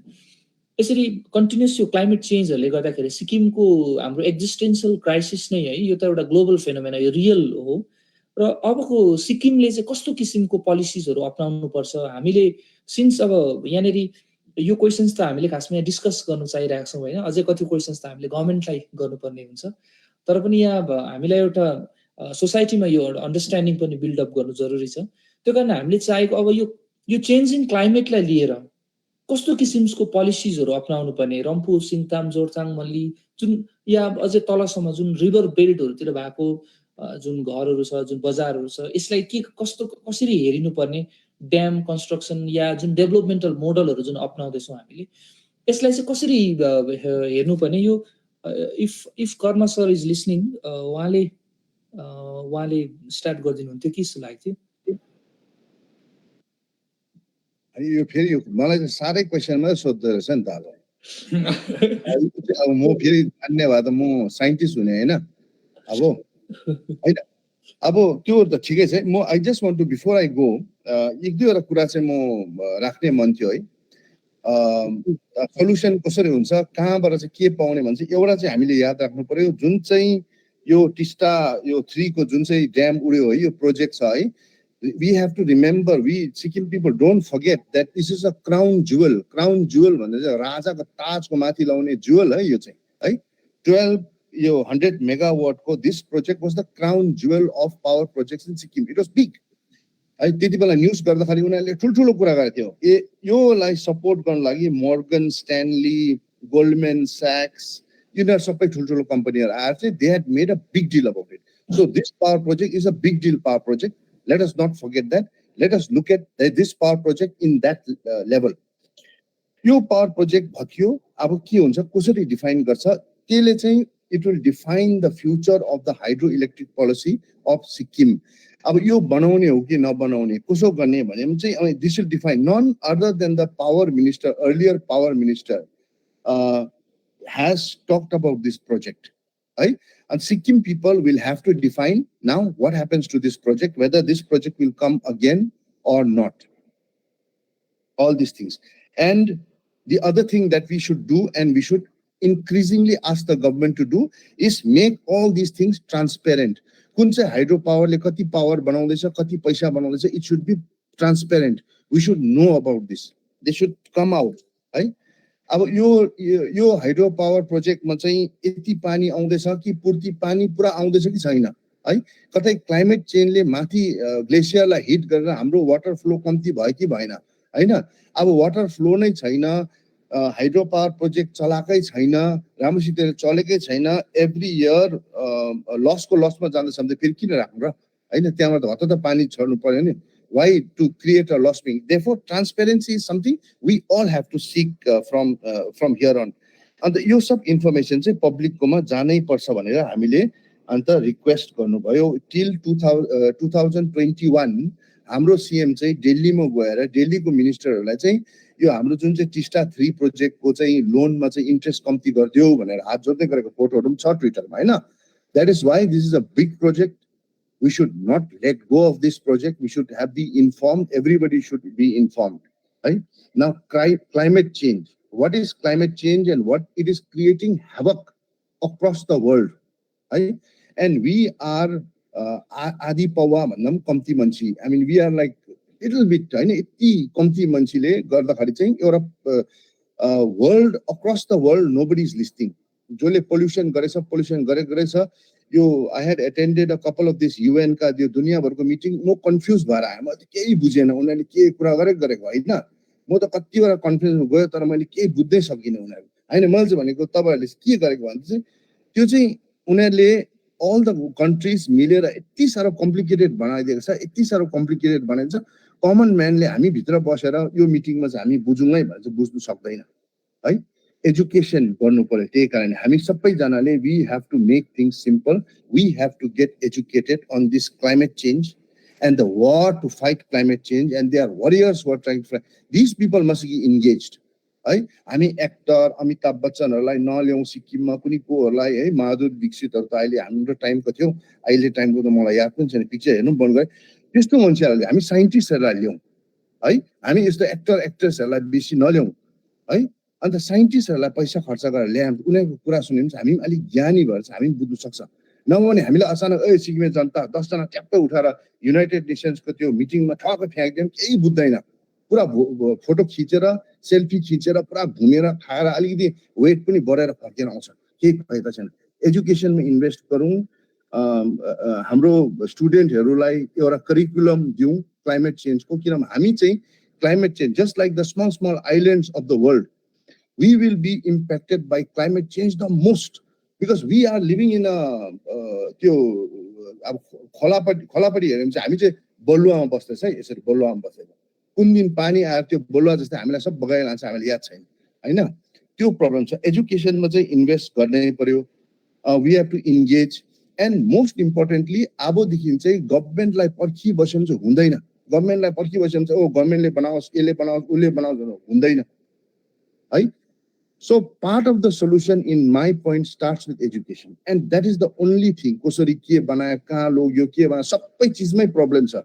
त्यो हामीले त्यो के अरे त्यो सेन्ट लाउँदा पनि त्यसमा पनि प्रब्लमै छ, त्यसमा एरोसोल छ, त्यसले पनि के ड्यामेज गर्छ, त्यो सबैमा प्रब्लम। तर एजुकेसनले स्टार्ट गरौँ न त।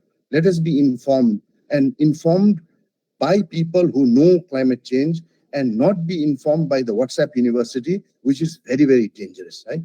Tetima, I will like to close, and I would like to thank everyone very, very much. तपाईहरुले मेरो यो यस्तोहरु केहरु सुन्नु भयो, कहीं गल्ती भयो भने चाहिँ मलाई माफ गरिदिनु होला है। त्यति हो मेरो परिवार। Thank you very much. Thank you sir.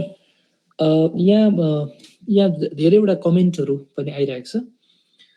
एउटा खगेश सरलाई अघि सरले यहाँ कुरा ल्याइरहनु भएको थियो कि जस्तो त्यो इन्सुरेन्सहरुको कुरा छ नि, ड्यामको पर्टिकुलर ड्यामको जब यस्तो डिस्ट्रक्सनहरु हुन्छ, जब यस्तो फ्लडहरु आउँछ, या ड्याम या यो त्यसको इन्फ्रास्ट्रक्चरहरु जुन प्रकारले कोल्याप्स हुन्छ, यसमा त्यो एफेक्टेड मान्छेहरुलाई जो त्यो फ्लडहरुले एफेक्ट हुन्छ, या जुन त्यो रिजनहरुतिर त्यसले जुन डिजास्टरले जुन नोक्सानी पुर्याउँछ, त्यो इन्सुरेन्स पोलिसीजहरुतिर जुन गभर्नमेन्टको होस् या त्यहाँनेरिको जुन कम्पनीजहरु छ है, त्यो जुन शेयर होल्डर कम्पनीहरु छ, यो जुन लाइफ र प्रपर्टीको त्यसको इन्स्योर गर्ने जिम्मा चाहिँ त्यो कसले लिन्छ हुन्छ नि।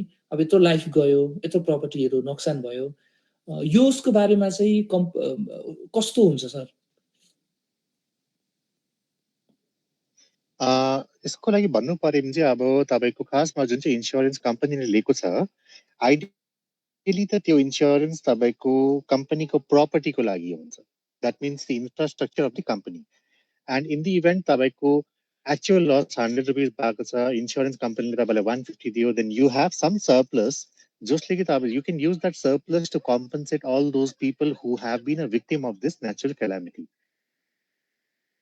तर यहाँको अहिलेको केसमा चाहिँ I don't think that is possible, because the insurance सबै तरफ जुन चाहिँ अमाउन्ट इन्स्योरेन्स गरेको छ 11,400 crores, that will not even cover the cost of the project. The cost from 2010-2015 को levels को cost थियो चाहिँ अहिलेको cost पनि हैन। And second thing, we should just pray that yo calamity चाहिँ GLOF ले हैन cloud burst पनि भएको थियो भनेर। किनभने if it is proven that this is only and only due to a GLOF, then त त्यो 11,500 crore त पाउने कुरै छैन, 500 मात्रै पाउँछ। And that too, this insurance claim is a very lengthy process. Around 30% of the claim मात्रै process भएको छ 2022 को अहिलेसम्म, if you look at the IRDA statistics. So it is not like कि आज claim गर्यो भोलि पैसा पायो पर्सि बाँडिहाल्यो, त्यस्तो पनि हुने हैन। So we need to also be sure कि while we are claiming for insurance, त्यति बेला चाहिँ how do I keep my work going? How do I give relief to all the affected people? किनभने इन्स्योरेन्स को पैसा मात्रै पर्खिबस्यो भने त भएन। So these are the things that and company ले एउटा step up insurance पनि गर्नु पर्यो, that every time the cost of the project will go on increasing because the cost of raw materials will also increase. So तपाईको insurance coverage चाहिँ बढ्दै जानु पर्यो। Just like हामीले आज term insurance लिन्छ, advertisement हेर्छ TV मा, there is an option called step up. Today I might be earning 10,000 rupees a month, my life might be worth 10 lakh rupees. Tomorrow when I start earning more, when I have more dependents who depend on me for their livelihood, मेरो insurance को sum assured पनि बढ्नु पर्यो नि त। त्यही अनुसारले तपाईको कम्पनीको जुन चाहिँ एसेट्स को इन्स्योरेन्स छ, त्यसको सम एश्योर्ड पनि पिरियोडिकली रिभिजिट हुनु पर्यो, बढ्नु पर्यो। अहिलेको केसमा चाहिँ इट्स भेरी अनफर्चुनेट कि आई डोन्ट थिंक कि इन्स्योरेन्सले चाहिँ के बेसी इम्प्याक्ट गर्छ होला, because that will be totally utilised by the company for deciding whether they want to set up the infrastructure again or not. यति बेला चाहिँ I think we all, the way we are coming together to help the people who are affected, that is what is going to matter more, मेरो हिसाबले चाहिँ। तर at the same time, this is also a wake-up call for all of us कि we should always try to plan our finances better. And जुन चाहिँ यो risk छ तपाईको हेल्थको एउटा रिस्क छ नेचुरल डिजास्टरको रिस्क छ एउटा लाइफको रिस्क छ एटलिस्ट यो तीनटा रिस्कलाई चाहिँ in the form of a health insurance a term insurance and a property insurance यो तीनटा रिस्क चाहिँ हामीले डेफिनेटली मिटिगेट गर्ने कोसिस गर्नु पर्यो त्यति मात्रै भन्न चाहन्छु Thank you, Mr. Kavish. Thank you so much. So now we'll probably open up question. We'll, in the interest of time, we'll just probably take 2 questions. We chat ma aako jati pani question la we try to consolidate it. And I would say further than that, we'll probably take duita question if anybody wants to ask question. I guess has raised his hand. I guess so. Please, unmute karera tapele pandinus na.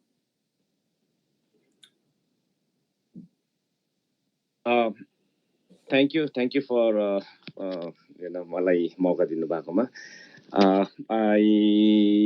this question is to actually all of us including all the panel of course then जति हामी audience पिन्छ I was listening earlier also with some of the most of the 2-3 panelists also mentioned about how we as a community or we as a people of Sikkim how we because we've not been active or we have not been concerned about the thing so especially with this glove or whatever happened with this disaster and just to my question will be little long just to just build up the questions today we as an ACT affected citizens of Teesta I hope all of us are affected today I hope you all believe that you all are ACT today.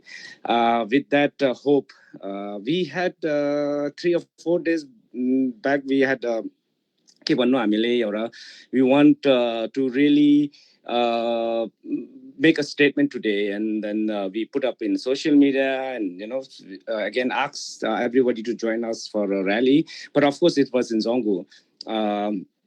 What I, from my, bit of beautiful and bitter experience of activism in almost 2 decades, I thought that today was day when I will see a lot of our folks, might take trouble to come to Zongo, crossing the Jalunge pool and, just be with us. But with all this disaster, it's just been a week, 10 days. I find just us again. This is and do we? I have given up hope now. Will we be really coming together and we'll think about rebuilding Sikkim? The whole, everything has gone wrong. We all knew that everything is on the wrong path. Nothing is going on the wrong path. We have been duped. We have been, destroyed completely. It's just there's some nail in coffin is need. So do you as to the 4 panelists, do you still think there is hope as a society? Ultimately, because who's government, and we are not being government is not being answerable because we are not questioning them. So I also some of our friends from Munch and some SPI people took all the trouble to come to Zongo, but by that time the rally was over and thing. But this also shows this is just 10 days of the events disaster. I hope people had it still has that grudges and pain now. Okay, that's then. Do you still think that Sikkim can be rebuilt and we can bring change or we can move forward? That's my first thing. And second thing is to Mr. Khagesh, while he was talking about the economy of specifically with stress free, right? Stress free kukura ondakiri. And if we, I think we all have missed stress free kukura ondakiri. Power purchasing agreement (PPA) was done with 4 states, which was like we will build this dam, we will sell it to this four state, which is Haryana, Punjab, Delhi, and I think UP is there. So 4 state we have promised. They have promised that they will buy it at 6 rupees. By the time we completed the project with additional 7,000 more, end up with around 14,000. When we finished the project, when we went with the electricity, what we have produced, they denied. They denied that they won't buy the electricity at that price, and we end up selling it at 2.90 paise, 2 रुपियाँ 90 पैसामा बेच्यौँ र power purchasing एग्रिमेन्टमा थियो 6 रुपियाँमा बेच्छु भनेर.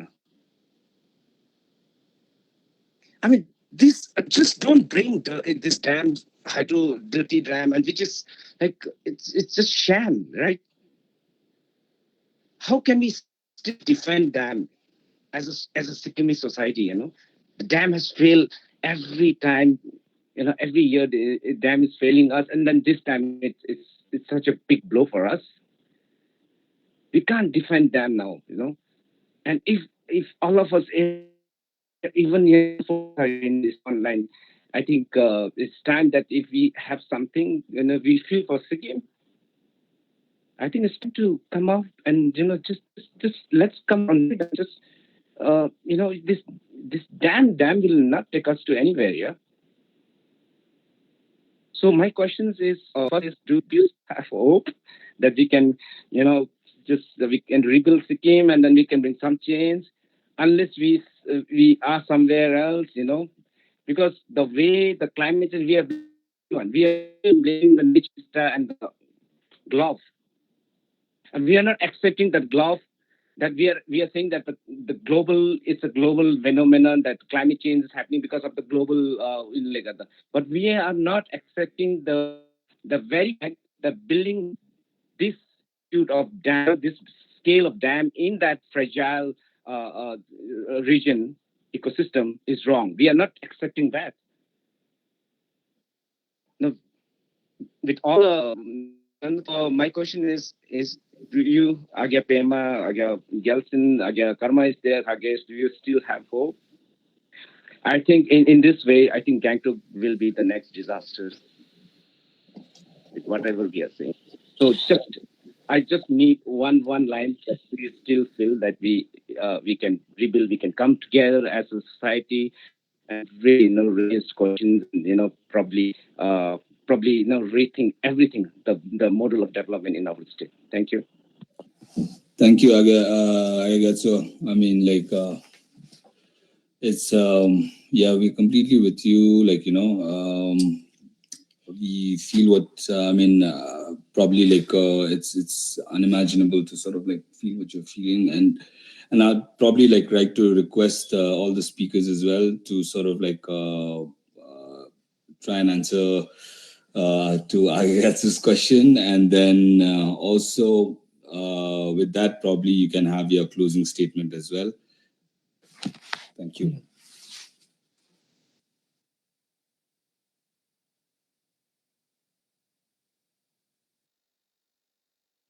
I'll go first, Upendra. I think Aga has highlighted very good points, which definitely needs to be considered. कि यो जुन चाहिँ डेभलपमेन्टको हामी कुरा गर्दैछ, is this even viable? मतलब यहाँ मान्छे मरिरहेछ, people who have lost their lives and people who have lost their homes, people who have lost those memories that they had in those homes, that can never be compensated, right?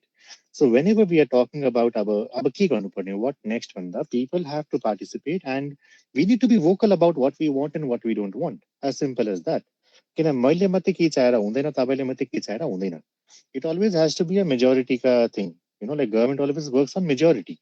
Even the election process works on majority, and even all the decision making works on majority. So हामीले के चाहियो, हामीले vocally भन्नु पर्यो. Whether we want a mall, whether we want a dam, whether we want a hospital, whether we want a school, we have to be vocal about it. And हामीले जति आफ्नो इकोनोमीलाई, आफ्नो यहाँको कल्चरलाई बुझेको छ, त्यो knowledge त हामीले बुझ्नु पाउँछ, and we would have that gravity also in what we speak. So if you ask me for my personal opinion, I think it definitely raises questions for all those dams that are even functioning today. Should those be even continued or not, and whether any new assessment needs to be done in wake of what has happened recently. So on that note, I would just say that as long as we participate, we be vocal, and we be vocal for not just us, for our future generations, because मैले एक जग्गा एउटा राम्रो कुरा पढेको थिएँ, which I would want to quote here, that this nature does not belong to us. We are just a custodian of this nature for our future generations. हामीले यो चलाउनु मात्रै पाएको future generations को लागि, हामीले यसलाई own गर्नु पाएको हैन. So we have no right to destroy it. So as long as we are clear about that and we are vocal about what we want, we can definitely get things done. I'd like to request the others to kindly echo their thoughts.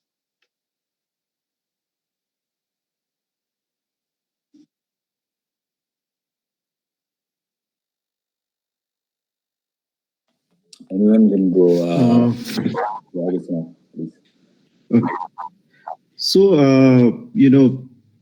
since since I think 2006-07, I think since that I don't know how much anyone remembers. There was a blog called first it was called weepingsikkim.blogspot.com, and later on Teesta.blogspot.com. So when I saw that, and then there was Tenzing, and there was Anim Dawa on hunger strike along with many people from Zongo, and there was this post about them being labeled as anti-development or anti-nationals or lots of stuff like that. Even the people who were running the blog had to run helter-skelter because the government was after them around that time. So from then to now, for me, I think personally, I think I've always had hope. This is why we all came back to Sikkim. This is why we continued to find alternatives to development. We continued to experiment. We failed. We continue to do it because that's the whole process. Until unless we keep trying, until unless we keep learning from mistakes, etc., and trying to figure out new models, we will. I mean, development is not something like a formula. It won't come like that. Or sustainable is not like a plan. It's a daily thing. You have to work on it every day. So these are things which I think for me, when I was in Zongo recently with the setting of the zip line, and the video said that, sir, please stay back. We would you to make this bamboo bridge and all of that. Then I told them, look, we are not the experts in terms of making the bamboo bridge. There are people on the other side who actually been building bamboo bridges forever. Why didn't you talk to them? And that's when actually, because I've been working in Zongo for very long. I know the potential out there. And they just went there and just, this bamboo bridge, which has been covered by everybody now. The engineering thing, the Bailey's bridge didn't work. That got washed away. There's no other solution right now. If you actually do a net worth of the bamboo bridge today, right now, how much the value of the bamboo bridge is economically, it'll be in, crores. Because that's the only line that is there to now North Sikkim when it really comes to sending food and anything, any aid right now, even to the army. For me, Gatso, I think, it's not about only turning up today at Pidang. It's about now turning up and speaking up against all of these things, not only dams, anything which feel that is not something that's right, is not correct.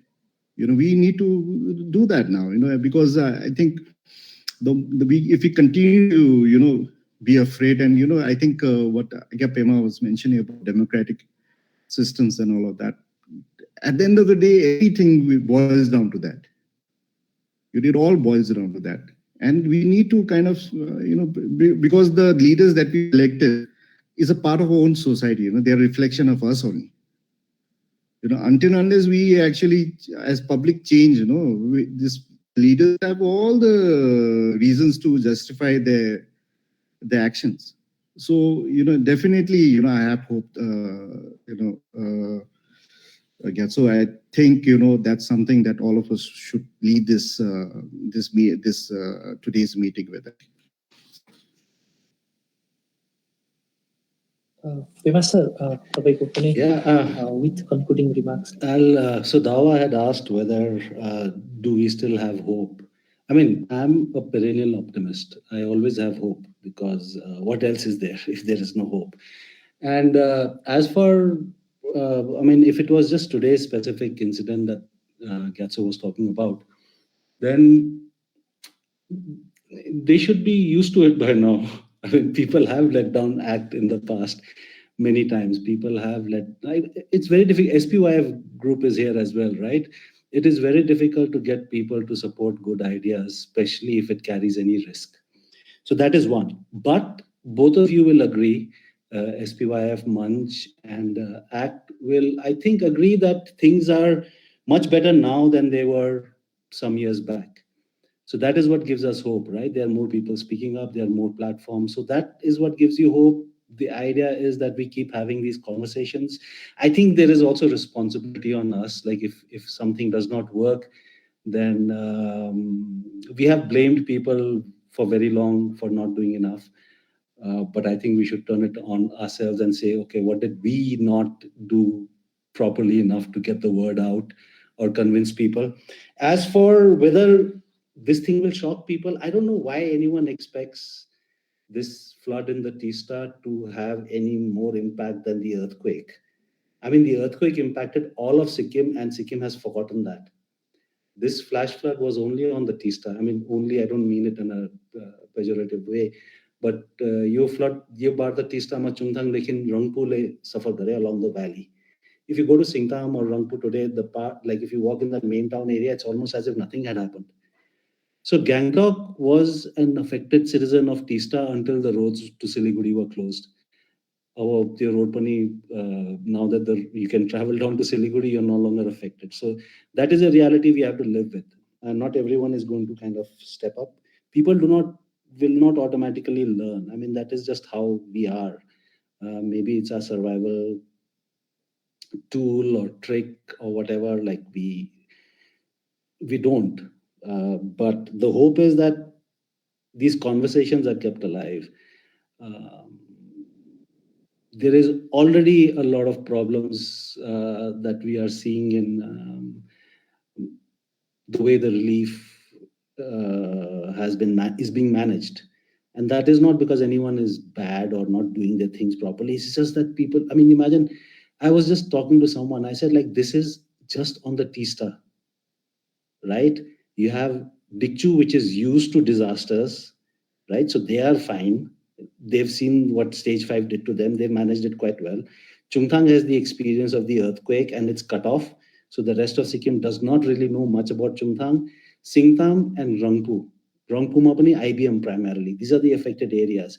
Imagine if something like 1968 had happened when every stream, every nala, every jhora was flooding. What would Sikkim have done? So there are like much bigger issues that Sikkim has to be discussing. And I'm hoping that more conversations like this happen, and that is what gives me hope. Yeah, thanks. Thank you, sir. आजको हामी कार्यक्रमको लगभग अन्तमा आइपुगेका छौँ. It's already 8:34 PM. अब त्यसकारण जति पनि हाम्रो स्पिकर्सहरू हुनुहुन्छ, कर्मा सर त यहाँ लिभ गरिसक्नु भएको रहेछ, उहाँलाई पनि हामी विशेष धन्यवाद दिन चाहन्छौँ. Pema sir, Sonam sir, Khagesh sir, सबैलाई मञ्चको तर्फबाट र यहाँ जति पनि हामी अप्रत्यक्ष रूपमा यहाँ छौँ, यहाँहरू सबैको तर्फबाट हामी तपाईँहरूलाई धन्यवाद दिन चाहन्छौँ. त्यो सँगसँगै हामी मञ्चको तर्फबाट के पनि अपिल गर्न चाहन्छौँ भने हामी अफकोर्स हामी किन डिस्कसन्सहरू यसरी आयोजना गर्दैछौँ भन्दाखेरि हामीलाई धेरै ट्रुथ जान्नु छ, सत्य जान्नु छ. सत्य जान्नु सँगसँगै हामीले यो जान्नु पनि छ र अघि यहाँ पेमा सरले भनिरहनु भएको थियो कि हामी एउटा डेमोक्रेटिक सोसाइटीमा छौँ र सोसाइटी बिल्ड गर्ने, यहाँको कमी कमजोरीलाई हेरेर नयाँ बिल्ड गर्ने जिम्मेवारी पनि हामीमै छ. त्यसकारण यो मञ्च समूह एउटा चर्चा आयोजना गर्ने सँगसँगै त्यहाँबाट त्यसबाट सत्य पनि जान्ने र यसलाई भविष्यमा कसरी पुनर्निर्माण गर्ने, सिक्किमलाई कसरी हामी अगाडि बढाउने, कसरी हाम्रो नयाँ पोलिसीहरू हुनुपर्छ, नयाँ सिक्किम कस्तो हुनुपर्छ, त्यो बारे पनि हामी सङ्गठित भएर काम गर्ने यहाँबाट यो काम गरिरहेको छ मञ्चले। त्यसकारण हामी यहाँ जति पनि जोडिनु भएको छ यहाँहरूलाई हामी अपिल गर्न चाहन्छौँ कि अब हामी यो पुनर्निर्माणमा मञ्चसँग तपाईँहरू जोडिन सक्नुहुनेछ। यति भन्दै है मञ्चको यो अन्य अब आउने समयमा पनि हामी फेरि पुनः सन्डेमा पनि यसरी नै अर्को विषयमा पनि चर्चा गर्नेछौँ। तर यो जुन फ्लडको छ, ड्यामको छ, यसमा पनि मञ्चबाट हाम्रो कङ्क्रिट स्टेटमेन्ट, कङ्क्रिट स्टेप्सहरू हामी अघि ल्याउनुपर्छ भन्ने हामीले सोचेको छौँ। र यो हामी मञ्च भन्नाले हामी 2-4 जना मात्रै भन्ने सोचेको होइन, समग्र सिक्किमकै रूपमा हामीले सोचिरहेका छौँ। यति भन्दै सबैलाई पुनः धन्यवाद दिँदै फेसबुकमा यो गुगल मिटमा जसले हेरिरहनु भएको छ तपाईँहरूलाई धन्यवाद दिँदै मञ्चबारे अझ धेरै जान्न चाहनुभयो भने तपाईँले मञ्चको फेसबुक पेज छ त्यहाँनिर पनि तपाईँ गएर हेर्न सक्नुहुनेछ भन्दै यो कार्यक्रम अन्त भएको यहाँबाट घोषणा गर्न चाहन्छु। धन्यवाद।